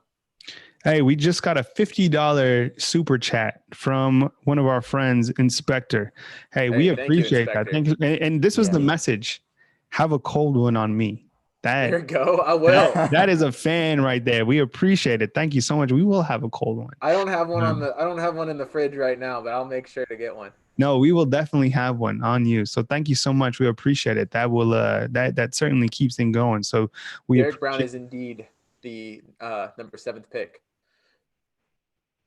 Well, I love the pick. I mean, we already talked about it before. I mean, the guy's an absolute monster. And this is the thing. And I'm not sure if Derrick Brown talked about Mac Jones. And the reason I asked is because I've said it many times already that I watched that Auburn game, a bunch of times. And Derrick Brown tried to kill Mac Jones in every which way. Mac Jones kept coming up. I'd be curious to see from Derrick Brown's perspective, like the toughness of Mac Jones, because he smashed him that entire game, and Jones continued to just pop up. I mean, the guy was spinning. He has a great spin move. I think this guy is a slam dunk pick. Arizona is now on the clock. Yeah, we could see Wills go, but it's funny that the Panthers got Derrick, because all the Auburn fans were probably gonna look for a new team now, but I guess they'll stay with the Panthers. All right, let's see. So on my screen, they're still talking about this beast, Derrick Brown, who was just ferocious. Mm-hmm. Who do they have? Who else did the Auburn have on their defensive line? Big Cat Williams. Was it Big Cat Williams? I love the name. They have a loaded defensive line, but to me, it all started with Derrick Brown. I think he's just wonderful. Oh yeah. They were solid. So okay, we're still waiting on our next pick from Alabama. I don't think it would be. I mean, it could potentially. I mean, I think it could be this one right here. I think Jedrick Wills Jr. could go. Yeah. It could be right here in Jacksonville. I think doing some reading. I think they need a wide receiver as well. So maybe you see Jerry Jeudy. How awesome would that be for Jerry Jeudy, being from Florida, going to Jacksonville? That would be probably a fantastic. He has a good quarterback. He could probably catch 70 balls his initial year. Is Minshew a good quarterback? That's what I was about to ask. I was high on him. I mean, no. If I'm Jeudy and I want to stay in Florida now, there's two other quarterbacks that are quite a bit better. Oh yeah, I mean now there is. I mean with Tua down there, Brady. Yeah, so. And you got Brady. So I'd rather be on those. Have you seen he's coined it Tampa Bay? Oh my God, yeah, I know. And Tampa Brady too. He's also Tampa Brady. The pick is in for the Cardinals. We'll know in the next hour and a half. I hate this part. I'm going to hate to see how y'all are by the end of this. Like, y'all are going to be so bitter when we get to pick 30. All right, here we're back here. I'm still on Derrick Brown. I guess I'm not even close to the pick is in. I hate this part because then we're just like pausing. We're like, okay, like what do we say? Yeah, I don't know. It'd be nice if we knew the pick that was in. Great. No, well, wonderful. But thanks for. I think it's gonna be. I don't know. I have a feeling it's gonna be. I think it's gonna be Jedrick Wills. I keep on checking my phone, kind of doing 18 things at once. I know, me too. That's when I step away, Tyler, you keep picking it up. If I put my head down, I'm doing Instagram, Twitter, MailChimp, Facebook. Yeah. All that stuff. It's like, it's too much. It would be exciting if Wills goes to Arizona. Because, I mean, you think about it, Kenyon Drake, Kyler Murray. That offense is already going to be pretty fun to watch. Yeah, you're right. I would be okay if Wills goes to Arizona and gives me an excuse to watch a little more Cardinals. Okay, it looks like Goodell is being a cornball, and we'll get the pick. I'm not even close on my TV, so don't look to me. Is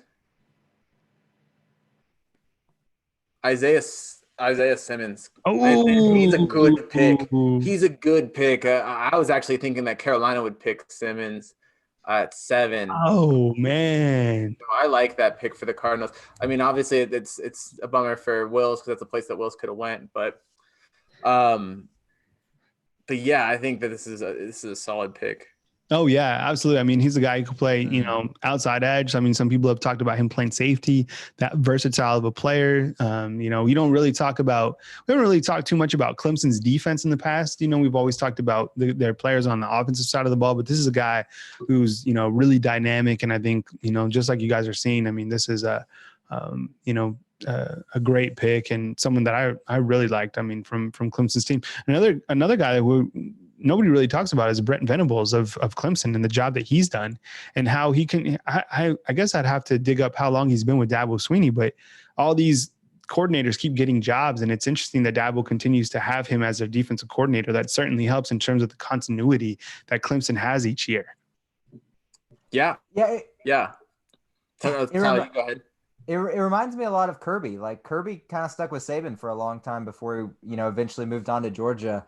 And I feel like, I feel like there was a little bit of a drop off, not necessarily because, the coaches, there was less talented coaches, but I think, when you lose a guy that's been with a program that long, you're going to see some effects. And I feel like Clemson's going to see that whenever they lose Venables, but he seems pretty content to stay there and ride it out. So, I don't know. I'm shocked he hasn't left yet. I'm sure he's been offered, a dozen jobs or more. And just, he's happy to be sort of the number 2 guy right now in Clemson. So, but I mean, it's definitely working for him. Hey guys, sorry if you didn't mention this. I ducked away, but one thing, I don't know if you guys discussed this or not. Nick Saban, obviously Alabama has had a draft pick in the at least one in the last 12 years, which is obscene. Wow. That's the longest streak by any NCAA team. And then also, I think the Tua pick is interesting. I don't know if you guys discussed this either, but Nick Saban has had a first-round pick in every position except the specialist positions. Wow, that's crazy. Yeah. Oh, yeah. So that's crazy. Quarterback was the last one. So there's just 2 interesting facts right there that are just show the depth of Alabama's dominance the last few years in the draft. All right, so Tony, I know you're tracking this. Record-wise, what are we watching record-wise in terms of what Alabama could do in this draft? Yeah, so I mean, 4 would be tying the SEC record, 5 would be breaking it, 6 would be matching Miami's all-time record. I think that's about the extent of what could happen tonight. The 4, offensive players who are pretty much almost guaranteed to be selected tonight from Alabama. That would be the most in 70 years. And I have to look back to what exact Notre Dame team it was. I have it somewhere on the site. But yeah, the 4 offensive players from one program that just doesn't happen a lot. You just think about most teams, it's hard to get 4 picks, but to have them all from the offensive side, that's crazy. All right, so we are on Jacksonville's pick there, the 9th pick. All right, the pick is supposedly in. This could be Jerry Jeudy. I mean, that's what I was saying. I mean, could be. You guys aren't thrilled with Minshew. I'm not saying like he's the even an above average quarterback, but I mean, he's a guy that that's our quarterback, and they need a wide receiver. I thought I have a buddy who's a big Jacksonville fan, and he was his top 2 picks were Derrick Brown and then Isaiah Simmons. So he's texting me, he's all pissed off. Here's the Tua Tagovailoa muscle milk commercial. Right? Own your strength. I've watched a lot of Jags games over the last 5 years. I lived with a Jags fan in college. I don't have faith. I don't have faith they'll pick Jerry Jeudy. I don't know. We'll see though. The Jags, I don't know. They seem, I give some of my Jags friends a hard time. It just seems like one of the more depressing, outside of Cleveland, maybe one of the most depressing teams to follow. I don't know. It just seems rough. So wait, there's like 100 fans of the Jags, right? And we all have friends though that are Jacksonville fans.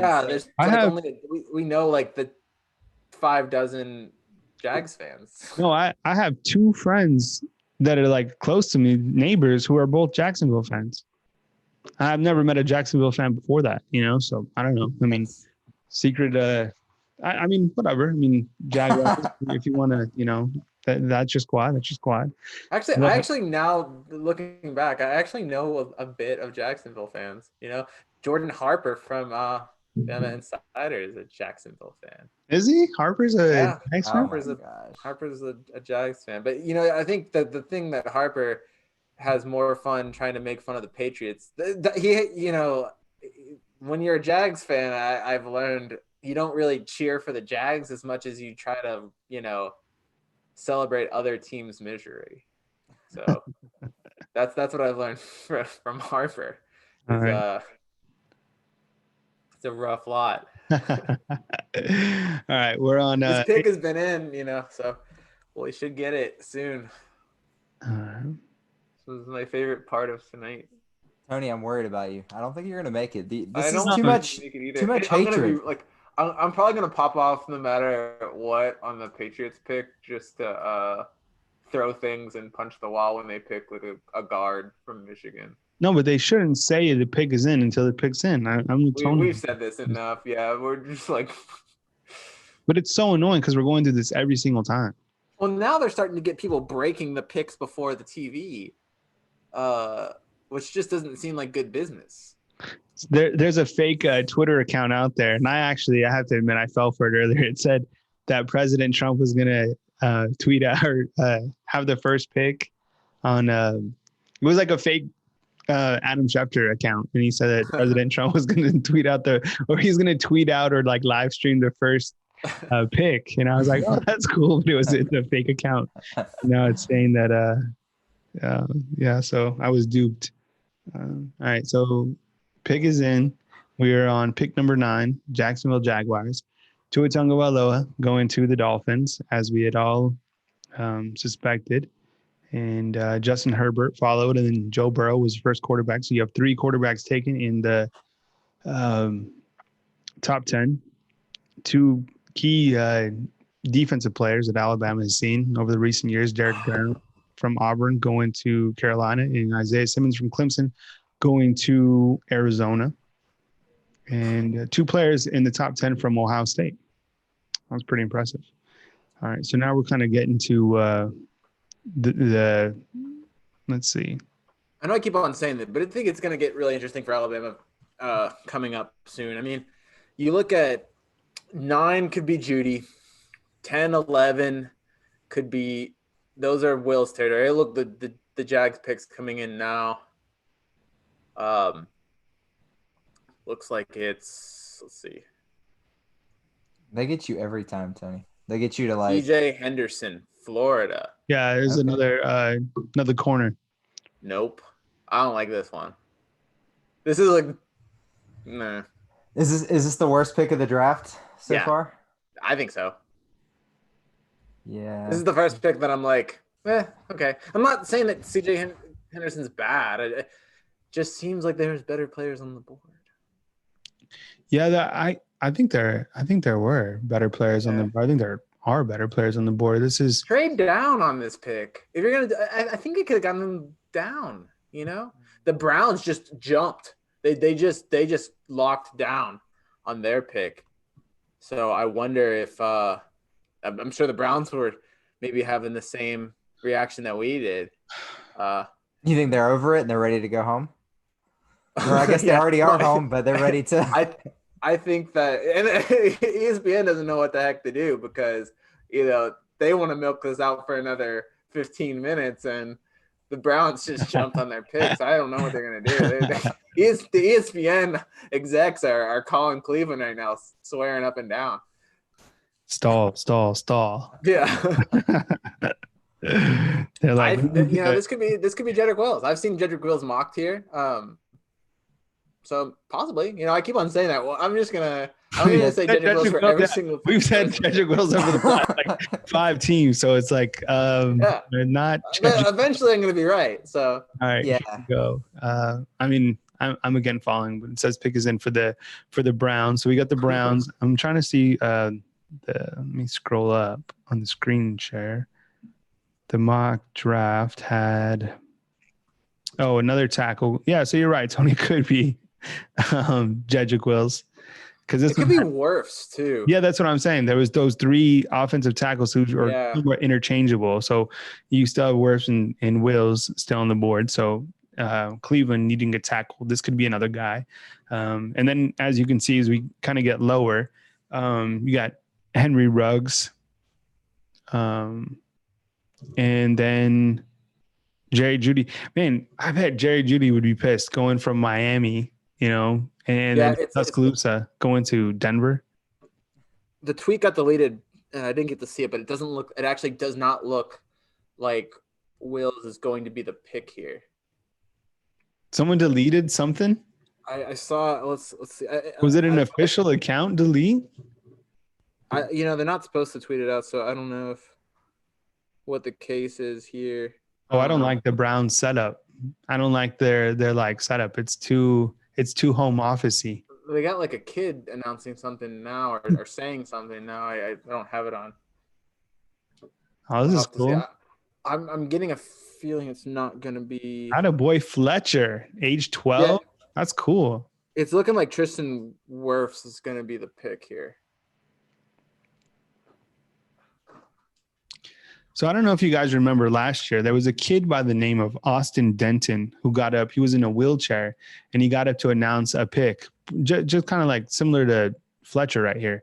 And Austin Denton, he was from Albuquerque, New Mexico. I ran into him when I ran my New Mexico high school site. He was a sportscaster. Nope, Jedrick Wills Jr. just got picked. I'm sorry to interrupt you, Kyle, but Jedrick Wills Jr. to the Browns. All right. Jedrick Wills is in for the Browns. All right. So Tony will be back in a second. It's a second pick for the Alabama Crimson Tide and goes number 10 to the Cleveland Browns. Jedrick Wills, finally, that was our pick that we've been waiting on every single time. So Jedrick Wills goes. Tony's going to step off for a second. Tyler and I will talk about Jedrick. And I'll continue telling you our story about my buddy Austin Denton.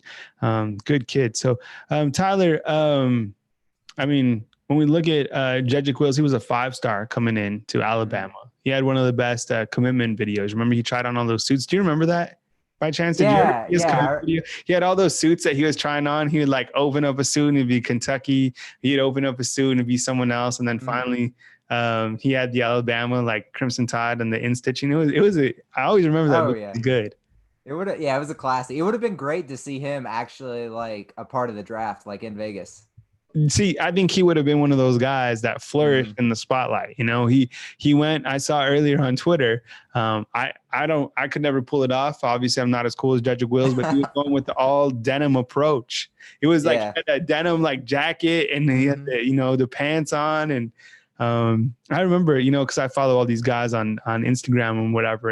And dude has some style, always had the beard cleaned up and really good offensive tackle as well. Did a great job for Alabama and seen him go at number 10. Alabama now has 2 players that are drafted in the top 10 along with Ohio State. So I think that says a lot about not only Alabama, but about that recruiting class coming in. This is a 5-star and a guy who really shined at the NFL Combine, shined this last year for Alabama, started every single game, never saw any sort of nagging injuries with Jedrick Wills. He was a guy who was very well-spoken, high IQ type player, and now he's going out to the Cleveland Browns. So big pickup by the Browns, in my opinion. Yeah, and you talked about his recruitment. I mean, Alabama fans you couldn't have asked for anything more from Wills. He came in, he lived up to the hype that he had when he from his high school days.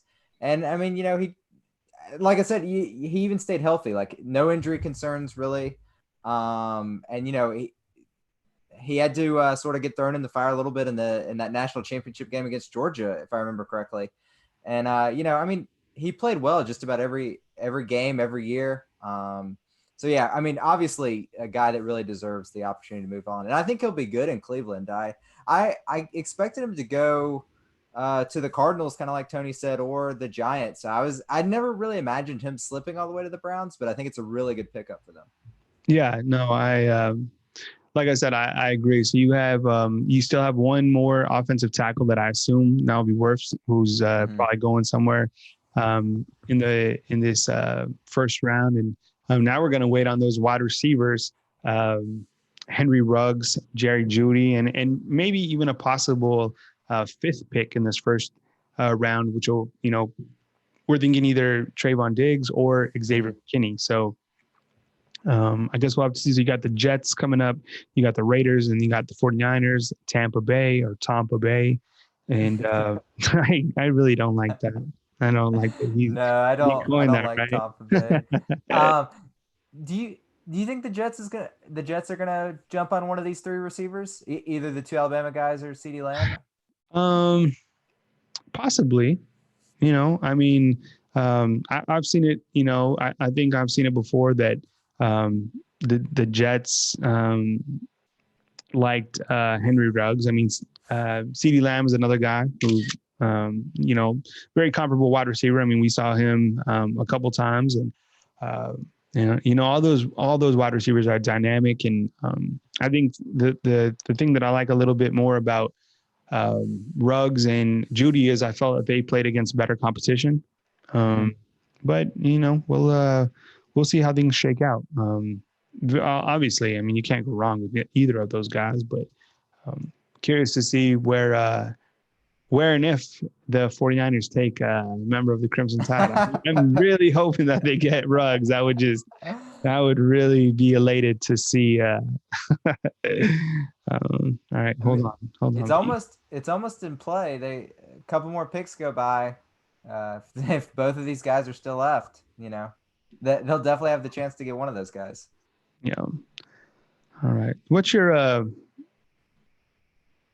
so far? I mean, when we look at this draft, everything's pretty much lined up. I mean, which particular picks do you think are guys who are going to be instant impact players? I mean, obviously they probably all could because they're top 10 guys, but is there one particular guy? I mean, maybe like a Chase Young or, heck, even a Tua Tagovailoa who you think just makes an impact right off the get-go?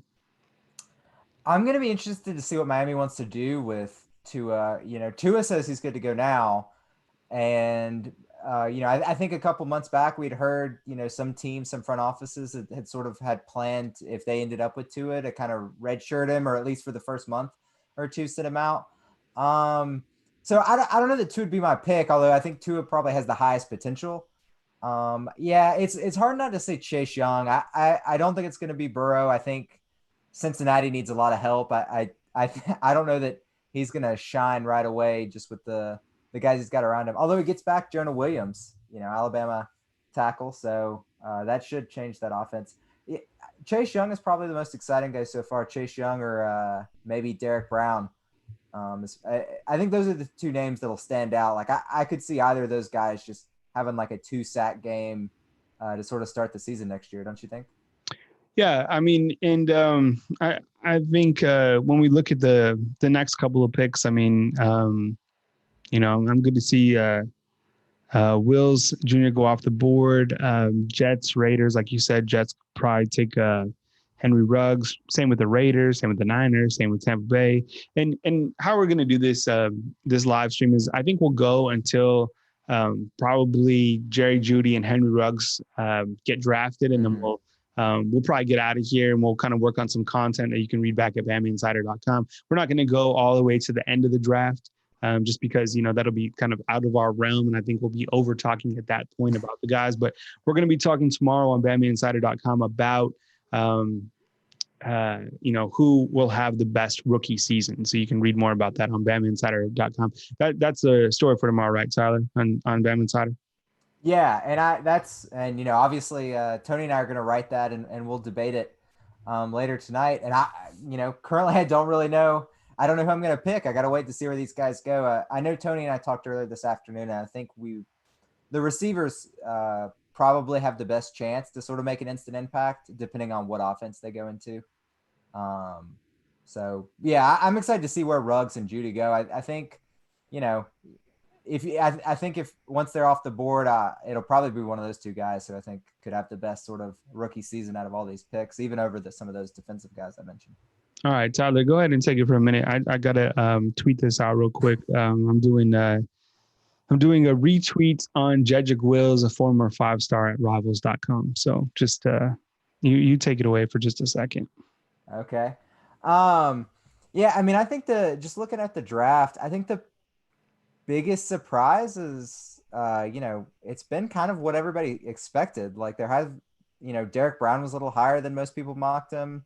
But I think everybody thought he was a top 5 guy in most years. And I think Simmons was a little lower than people mocked him, but he felt pretty close to, about what, the reports suggested. So, and the Jets pick is in. They're going to take the last of the big offensive tackles, the Louisville guy, Becton. Well, was in. Yeah. Wow, that's Tony's back. Okay, go ahead. Yeah. They really were going to get a tackle. I'm interested right now just looking from an overall draft standpoint, what Tampa Bay is going to do. They needed somebody to protect Brady, and there's is Wirf still on the board? Yeah, he is. Yeah, he's. I misspoke. You're right. Yeah, Wirfs is on the board. Still there. So I think probably receivers these next 2 picks, and then Tampa Bay might get Wirfs. I mean, that's what it's looking like to me. Maybe you get. I think this next pick could be either Jeudy, Ruggs, or Lamb, and I think actually the next 2 picks. I think Kyle, definitely from a San Francisco standpoint, I think you might see a chance where they'll have a chance to pick Ruggs. I could definitely see either Jeudy or Lamb getting picked with this pick, and then San Francisco turning around and taking Ruggs, which I think could be a game changer.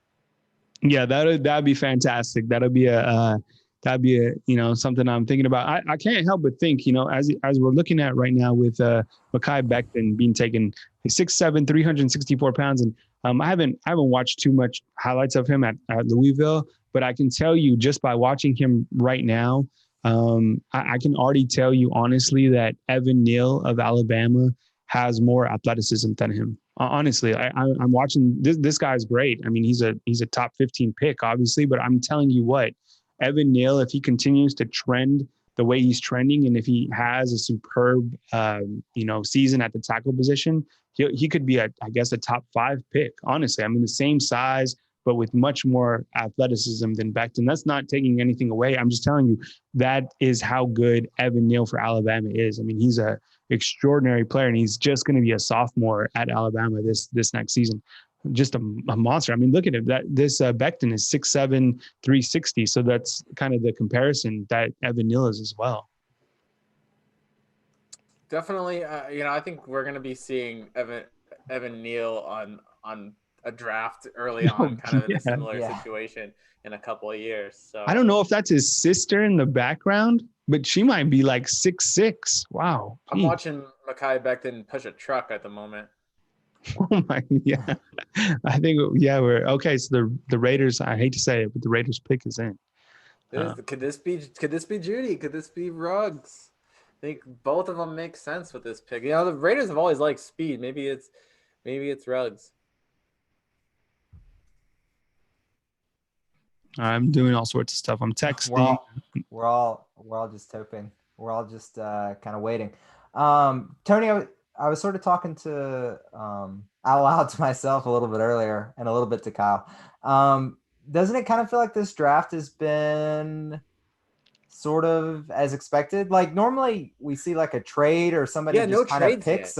No trades, and there haven't been any picks that just kind of been like that were exciting, that weren't expected. I feel like the only shocking pick has kind of been the Jags pick, and we kind of thought that was not very big deal. Yeah, and then is it shocking that the Jags didn't make a great pick? So. Yeah, as expected, right? Right. So I don't know. I'm really interested in this Raiders pick. I think it's going to be somebody exciting no matter what. Even if it's not an Alabama, it could be Lamb. So that would be a good pick too. I mean, yeah. I think, it would really surprise me if they didn't go a receiver here, just because all of them are on the board. Looks like Gruden's about to get on the phone with someone. Mayock's texting. I'm not even in that atmosphere. I'm Derrick Huff from Dancing with the Stars is like, he's on my channel right now saying something. I have no idea. Y'all are watching on ESPN, right? Yeah. Yeah. Okay, good.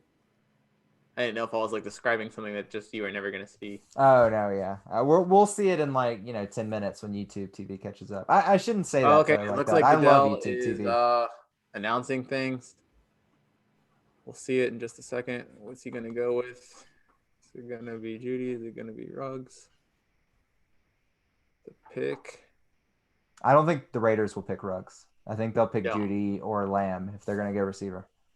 Okay. Henry Ruggs. There we go. Is that actually what happened? Yep. Henry Ruggs. I don't know why. I don't know what that's. I should have just held that thought for another Wow, Henry second. Ruggs goes ahead of. Shows what I know. Jerry Jeudy. Wow. I love the pick. I was hoping. That surprises me. I mean, could the Niners end up with Jerry Jeudy? I'm really starting to hope for it. I mean, could Jerry Jeudy fall to Tampa Bay? I'm sure he would love that. Wow, Wow, I think that's a fantastic pick. Tony's probably he's gonna dip out while he gets everything up with Henry Ruggs, but what a pick! Just a fantastic player. What did you like about Henry Ruggs, Tyler? I mean, he just had a knack for scoring. I mean, even his freshman year, I think his first 6 receptions, he scored in all 6 of them. And actually, I covered the team with y'all that year, and I remember just, it was incredible, that streak that he sort of kept up. I mean, he would finish the game with like 1 reception because he was reserved for the first part of the year. But the fact that he would score on it, it was cool to see. And obviously he just got better as he progressed. And you saw that speed, especially this last year. I think, like I said earlier, I think Ruggs, of him and Jeudy, I think Ruggs might have the highest ceiling.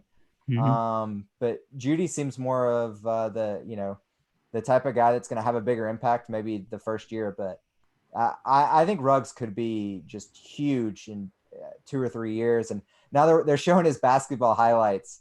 And I remember we were talking about that, about a month, probably about a month and a half ago, right before this whole, COVID quarantine period started. I remember we were just talking about, watching his highlight videos on Twitter and everything. Good for him. He's a great athlete. Yeah, I think, and Tyler, I was going to ask, can you go onto the message board and update the Alabama picks on the official draft board? Just kind of list Tua, Wills, and now Ruggs. I'll tell you what I like about a player like Henry Ruggs. And I think, Tyler said it. I mean, he was a touchdown machine when he first came to Alabama. He's from Montgomery, Alabama. Kind of an in-state hero, so to speak, a guy who's very humble, a guy that is extremely talented. You're talking about a guy who has a 42-inch vertical, a guy who ran a 4.2 with the NFL Combine. A 4.2, I can't even tell you how fast that is. That's world-class speed. Obviously, he was a 100-meter champ. His basketball highlights are unbelievable. I mean, I think he could go head-to-head with Sean Kemp, from years ago, who was just a freak when dunking the basketball. I think the guy has a tremendous upside. I think he's going to flourish with the Raiders. I think he's a player who can do a ton of things, not only catching the football. I think he can be a special teams threat. He's just an extremely talented athlete, and really happy to see things go well for him just because he carried himself so well at Alabama. And I think, another guy from Alabama off the board. And currently Alabama has 3 players that have been taken in the top 15 of the NFL draft, which says something about, not only Alabama's program, but about Nick Saban's program. A lot of people say, Nick Saban, he just got on email. Nick Saban doesn't, text. He doesn't tweet. Yeah, he's about production. He's about getting you ready for the next level. So before you say, Nick Saban, is losing, whatever status to some of these other guys, Dabo Swinney, Kirby Smart, other coaches, just remember this: Nick Saban gets players to the NFL. Nick Saban is about production. You want to talk about built by Bama? Nick Saban continues to build players, and that's what you're seeing in this NFL draft. And they're not done yet because you have Henry Ruggs right here. You're going to have Jeudy soon enough, and probably one more inside this top 30. So really remarkable from an NFL standpoint and a program standpoint that Alabama continues to send players to the NFL draft. Not only the NFL draft, but in the first round of the NFL draft.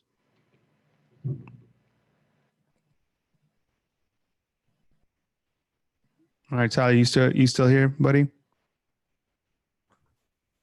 Yeah, I'm still wow. And I don't agree with this. Our friends at Rivals are saying these are their grades. After I said all that, these are the grades from Mike Farrell and Adam Gorney. Mike Farrell has the pick a B, and Adam Gorney has a pick of a C+. This is for Ruggs? Yeah, so they're giving off their grades, and Farrell went with a B, and Gorney went with the C+. No, I disagree. I think Henry Ruggs is obviously those guys aren't in Tuscaloosa. They don't know the caliber of player that Henry Ruggs is and the type of person he is. I think this is an extraordinary pick, and it's big time. Is he in like some sort of, is he like in a robe or something like that? Did you see that? No, I didn't see that. I've got Schefter on my screen right now. No, yeah, he was in, he's like in a robe. I don't know what's up with the robe. This is how weird is it going to be to think back on this draft like 3 years from now? I mean, it'll all boil down to Tua. That's it. I mean, everyone will talk about Tua and what he did. I mean, yeah, I get it. These other guys are going in the first round, but let's face it. I mean, everything pretty much will revolve around Tua. San Francisco trades pick. No. Oh, No. traded to Tampa Bay. That's dumb. So Tampa Bay is going to pick back to back, it looks like. Oh, are you crushed? I mean, it's just one pick away, and it's not like it's. I know, but you have to wait longer now. Yeah, I know, but I mean, I'm interested to see what Tampa Bay does. I mean, is this going to be a pick that is Jerry Jeudy going to be catching balls from Tom Brady? I mean, could you imagine that? What you would think with the receivers they have, Tampa Bay is thinking about going maybe offensive line or defense, or maybe both here. But yeah, I mean, if they add Jerry Jeudy, give up. Like they have the best weapons. Like that's it. There's no one that competes if they get Jerry Jeudy here. So no, yeah, I mean, if they get Jerry Jeudy, I mean, you're talking about a player that can gain experience from Tom Brady, from Gronk. I mean, all those guys around him. I mean, Jerry Jeudy, anywhere he goes, he's going to catch. I'm telling you, he's going to catch 60 to 70 balls. And I mean, I think they'll be able to utilize him well if he does go to Tampa Bay at that slot position, right? I mean, he's that dangerous.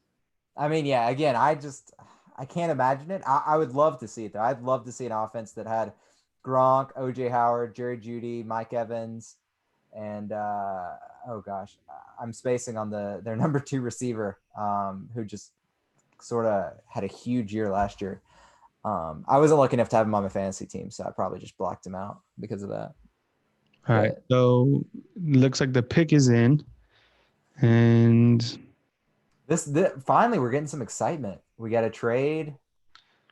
Yeah, the first part of the draft was a little stale. I mean, other than it just being like the draft, but. Mm-hmm. Oh, I for sure agree.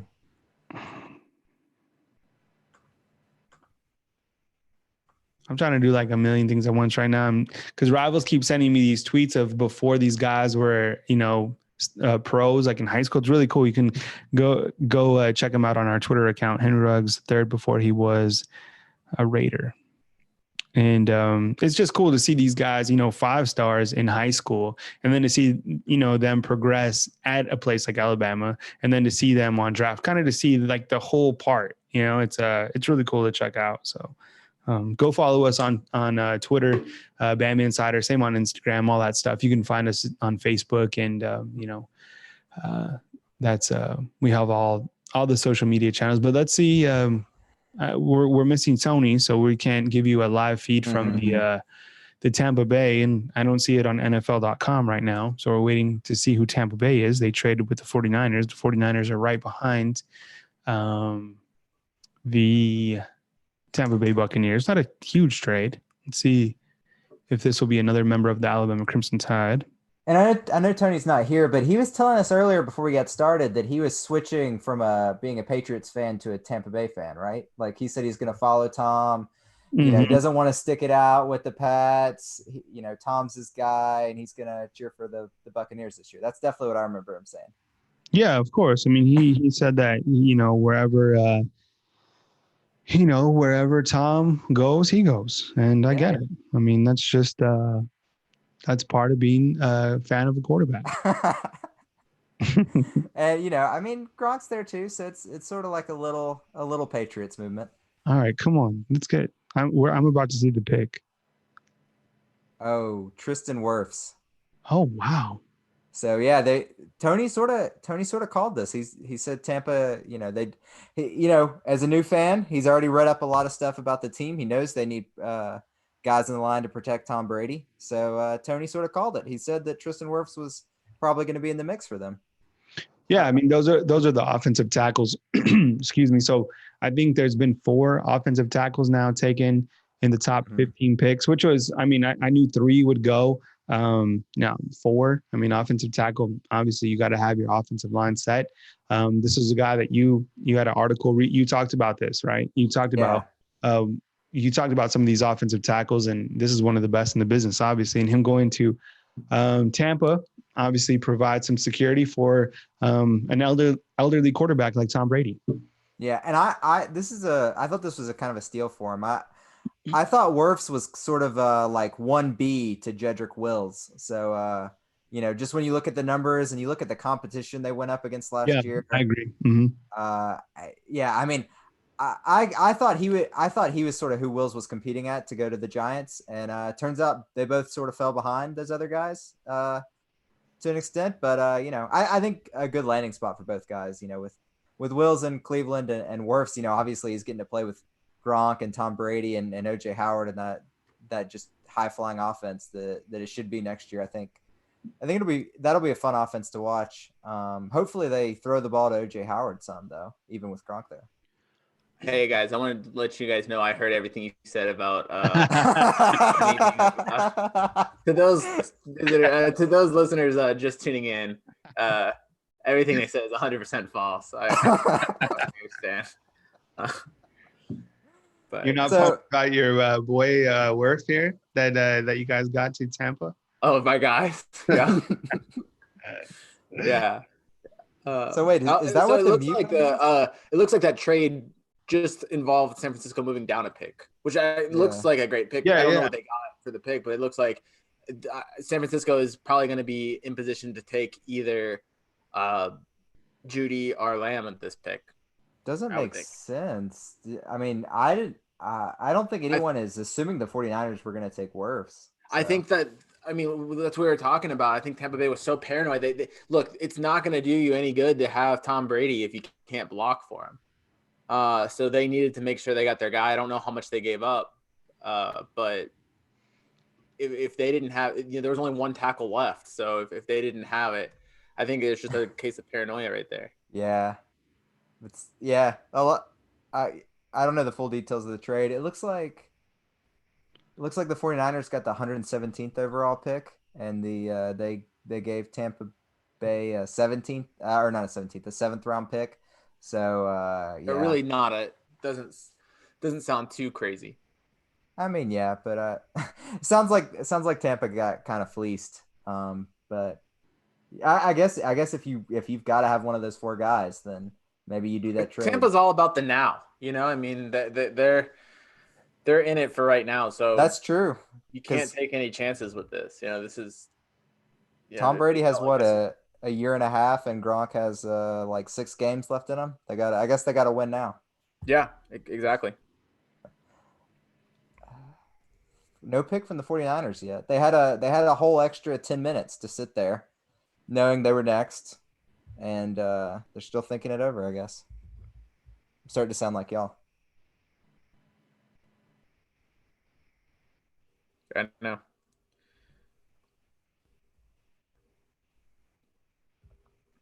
It's not even in yet. Yeah. So, Tony, were you on here when we talked about Ruggs going as the first receiver? Yeah, I'm not super surprised, but I know it happened right as you said it wasn't going to happen. The Raiders. Yeah. He's a guy that he's an instant playmaker, and the Raiders just always seem to like speed. It's going to be real interesting to see if there's going to be a lot of Alabama fans rooting for the Raiders now with Josh Jacobs and Henry Ruggs in the same offense. Yeah, that's true. I forgot that he's going to be playing with Josh Jacobs for a second. I was so surprised he was the first overall guy. And whatever, I took my shot. I should have held it for 30 seconds, but it's fine. I just want to inform everybody that with this live draft watch party, and we appreciate you guys joining us, we will end it after Jerry Jeudy is picked, and then you can catch all our content back at BamaInsider.com. We got to, there's a couple stories that we got to write, and we got to clean some stuff up for tomorrow, and you can catch us back on BamaInsider.com. But we appreciate you guys watching. We're going to go, obviously, until Jerry Jeudy gets picked, and we'll talk about Jerry Jeudy, but we're not going to go all the way through, and I'm sure I'm not sure, but we're assuming that even one more guy from Alabama could get taken in this first round draft. So you can go to BamaInsider.com. We're always there. We're always talking on the message board with our premium subscribers. So we invite you to head back to Bama Insider. And if you're curious about becoming a premium subscriber, free 30 days. The promo code is simply Roll Tide. My email is Kyle@BamaInsider. If you have any questions. And then, as I mentioned earlier on the show, we are now eligible for you guys to become loyal members of our YouTube channel. And what that entails is you get a loyalty badge based off the months that you've been a loyal member of Bama Insider. Got a lot of questions. How can we support the channel? How can we support the business? So go on and you'll see down by the subscribe button, you can click join, and you can have different avatars, which are, show that you're a loyal member of Bama Insider, and then you can also upgrade to get more exclusive content from the staff. So along with that, can you guys please take a minute just to give a thumbs up? It really, like, a simple thumbs up really helps the channel grow. So please thumbs up and, be sure and subscribe to our channel. So we appreciate it. And we are currently, we're still a couple picks away. We're waiting on the 49ers. And this is a big pick for me personally. This is my squad. So, we'll see if the Niners will take Jerry Jeudy. I know there's a lot of people who said that the Denver Broncos are also eyeing Jerry Jeudy. And I was saying that Jerry Jeudy can you imagine growing up in South Florida? He's said many times on Twitter, not many times, but it's been cold in Tuscaloosa a couple times, and he's quick to tweet out. He's like, this weather sucks. And it's like 50. If he goes to Denver, it's like 50 is like warm at times, So, yeah, I didn't even think about that. Just the change in weather for him, especially. Is CeeDee Lamb's house? Because CeeDee Lamb's house is awesome, and they're just showing Jerry Jeudy now too. He's rocking some Pizza Hut. Yeah, he said that before. He's got like his Pizza Hut on, which is cool. Yeah, I would go pizza. I wouldn't do anything bougie if I was getting drafted. I think pizza. I want comfort food. I'm all with him with this. Yeah, I would go. I'd probably go with some like Domino's, thin crust. I'd be straight. Yeah, Domino's is where it's at.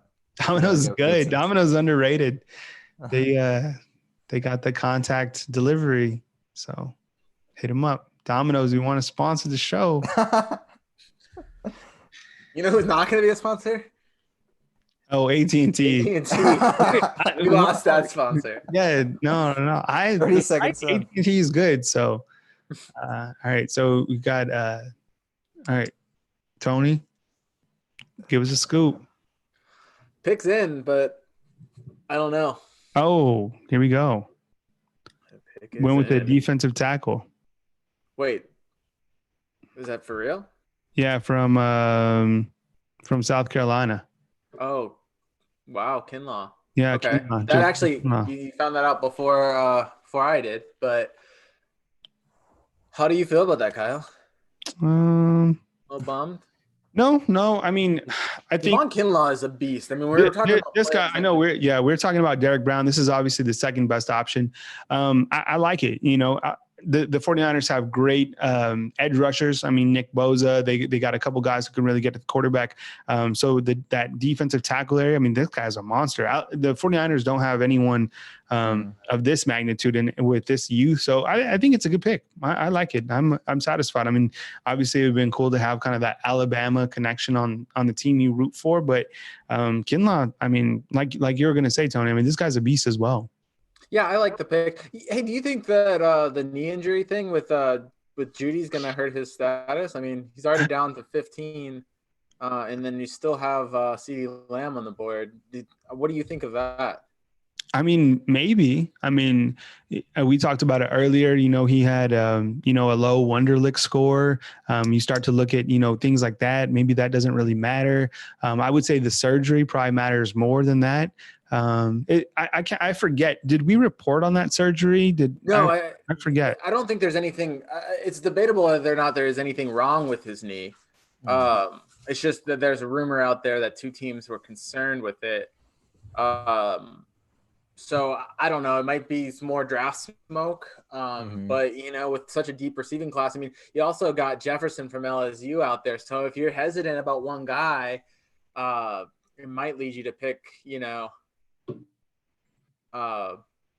to pick someone else. Atlanta's coming up at 16. They're 100% not going to pick Jeudy, but wouldn't that be fun?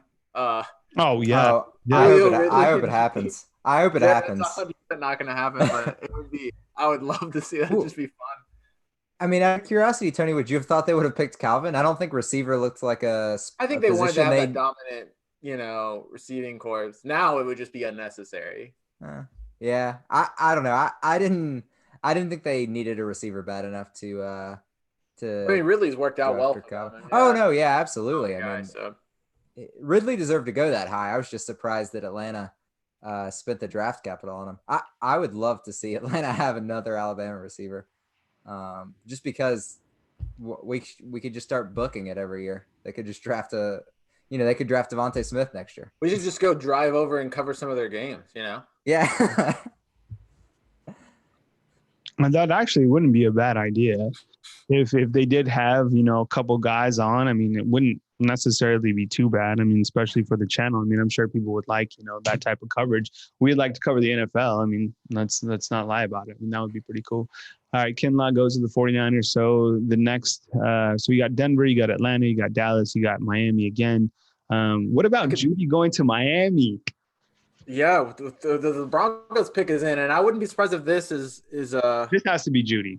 This could be, but CeeDee Lamb's still on the board. But well, now they're showing John Lynch, 49ers general manager. I think maybe that's just from before. I mean, if Jeudy doesn't go to the Broncos, the Dolphins seem like the next logical team. You could have somebody trade up too. No, my buddy who has Comcast is like 2 minutes ahead of us. He just texts me. No, Jeudy? I don't know. I just text him. Who? Oh. Comcast ahead of AT&T? Like way ahead. Like he's like normal cable, like hooked up to the wall. Man. Tony's really chasing that Comcast sponsorship tonight. Oh, no Denver pick yet. All right, so people are definitely talking about the Raiders robe. That's what Henry Ruggs is wearing. The Raiders robe. That's what they're calling it. Did you see it? I like that. Yeah, I liked it. It was a robe. The Raiders robe. It should have been black though. We'll see that Raiders robe.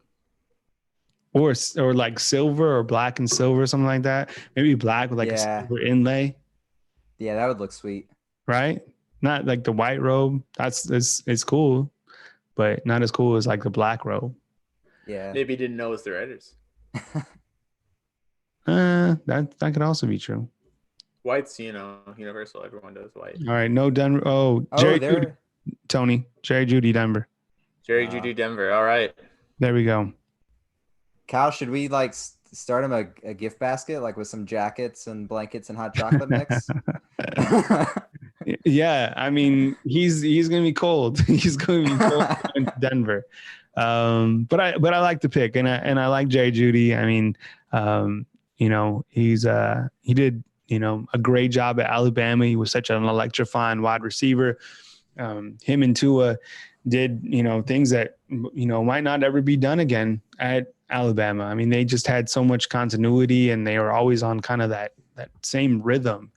And great route runner, excellent hands. I mean, I can't remember him dropping too many balls, or even that. I mean, he can make that circus catch. I mean, Jerry Jeudy is just a special talent. And the thing that I always liked about Jerry Jeudy, or I like about him, is even though he knew he was going to be a first-round guy, a starter at Alabama, go back and watch Jerry Jeudy working out during the summertime. I mean, he's always in the sand. He's always working hard. This young man is not only naturally talented, but also worked for everything that he has earned. And I don't think you can, talk anything less about his work ethic. I mean, Jerry Jeudy, just a special talent. I think he's really going to flourish in the NFL. I don't think he's going to like the weather in Denver, but I don't think he'll mind it playing on Sundays. Yeah, I think it's an Alabama record, and it also is the first time since the 1946 draft that one program has had 4 offensive players taken in the first round. So that's pretty big. Wow. That's historic. Wow, that's amazing. Jeez. Jerry Jeudy. What about Jerry Jeudy, Tyler? Kyle, yeah, to sort of get back to what you're talking about, I mean, he came out and he said, "Why would I skip the bowl game against Michigan?" He wasn't afraid. He wasn't. And we've seen it. I'm not going to criticize the guys that have sat out bowl games over the last couple of years that, were obviously high profile, likely to be first round guys. But Jeudy said he wasn't worried about that. And then he came in and, he had one of the best games of his whole career against Michigan, sort of went out with a bang, in my opinion. I thought it was nice to see. It was nice to see, a guy that just loves playing ball and loves his teammates, and he's willing to go out there and make some memories one last time. Again, not to throw shade on those other guys, but like I said, it is nice to see that guys really do just like playing the sport and like their teammates sometimes, and sometimes that gets lost in the who's going to make the playoffs and who's going to be a first round pick. Yeah, and Alabama players taken in the top 15 picks too, guys. I mean, that's just nuts. Four players taken in the top 15, right? Yeah, and like I was saying earlier, I mean, that just, how much does it speak volumes about Alabama's program, Nick Saban's program? I mean, he's developing these guys, recruiting these guys, getting them to this, not only contribute at the highest level at Alabama, but also sending these guys to the NFL. I mean, that's ridiculous. I mean, it's just, and there's still more to come. I mean, this is only day one. Yeah, might have 2 more guys go tonight. Now we're in record territory. Yeah, I mean, wouldn't that be something? I mean, you get Trayvon Diggs and Xavier McKinney also in the first round. I mean, it can happen. I mean, it's only what this is. We're going on. We're at the halfway point. Yeah, we're at the halfway. Yeah, exactly. God, I can't believe it's only halfway now, and it's just after 9. Yeah, it's gonna be a long, long night. We'll still be covering the draft at like 2 a.m. But that's okay. It's good to have football back. Just to have sports back. Yeah, for real. It's also worth noting that both the Alabama players went above CeeDee Lamb. We did a breakdown, and actually, the way we broke it down statistically, CeeDee Lamb was the best out of the 3, but obviously, NFL teams saw the Alabama players as a little bit higher level, and it's hard to argue with them. I wonder if Kyle was sort of touched on it earlier when he said that he just thought the Alabama receivers looked more impressive against top competition. I wonder if maybe it was just as simple as they watched the tape and CeeDee looked good, but the Alabama guys also looked good, and maybe they played better corners or better safeties or just better overall defenses. Yeah. CeeDee Lamb in Oklahoma, they went against a lot of bad pass defenses, and we're talking top 5 worst in the nation pass defenses. I think they had at least 2. I think it was 2 or something in the top 10 worst pass defenses. So, I mean, I'm not taking anything away from CeeDee Lamb though. I think he's outstanding. It's just a case of there was 3. Actually, there was 4 because I think Jefferson from LSU is also a big one. Just really elite receivers. It's just such a deep receiver class. Yeah, I wonder, Tony, do you think some of these guys might have gone sooner if there was only two of these guys instead of there's 5 or 6 first round wide receivers? Yeah, maybe. I think maybe would have caused the team to would have forced the team into making a pick. Yeah, I mean, could you imagine if Devontae Smith had come out this year? Then maybe there's a clump of 5 of these guys, 6 of these guys, and maybe a team is I can probably grab one of these at the top of the second round, so I'll just pass them over completely. Definitely, yeah, that could have definitely happened. It'd be interesting to see now where Xavier goes, because he could be coming up. I mean, I've seen him mocked at some of the picks number 17 overall to the Cowboys. Yeah, I've seen him mocked 17 to the Cowboys and 18 to the Dolphins, I believe, actually. So it'll be sort of a replacement for Minka. It's hard to understand what the Dolphins sort of did when they traded guys like Minka, but maybe they just wanted a slightly younger Alabama safety. Yeah, maybe that's the case. I don't know, but. All right, so we got 4 guys within the top 15. I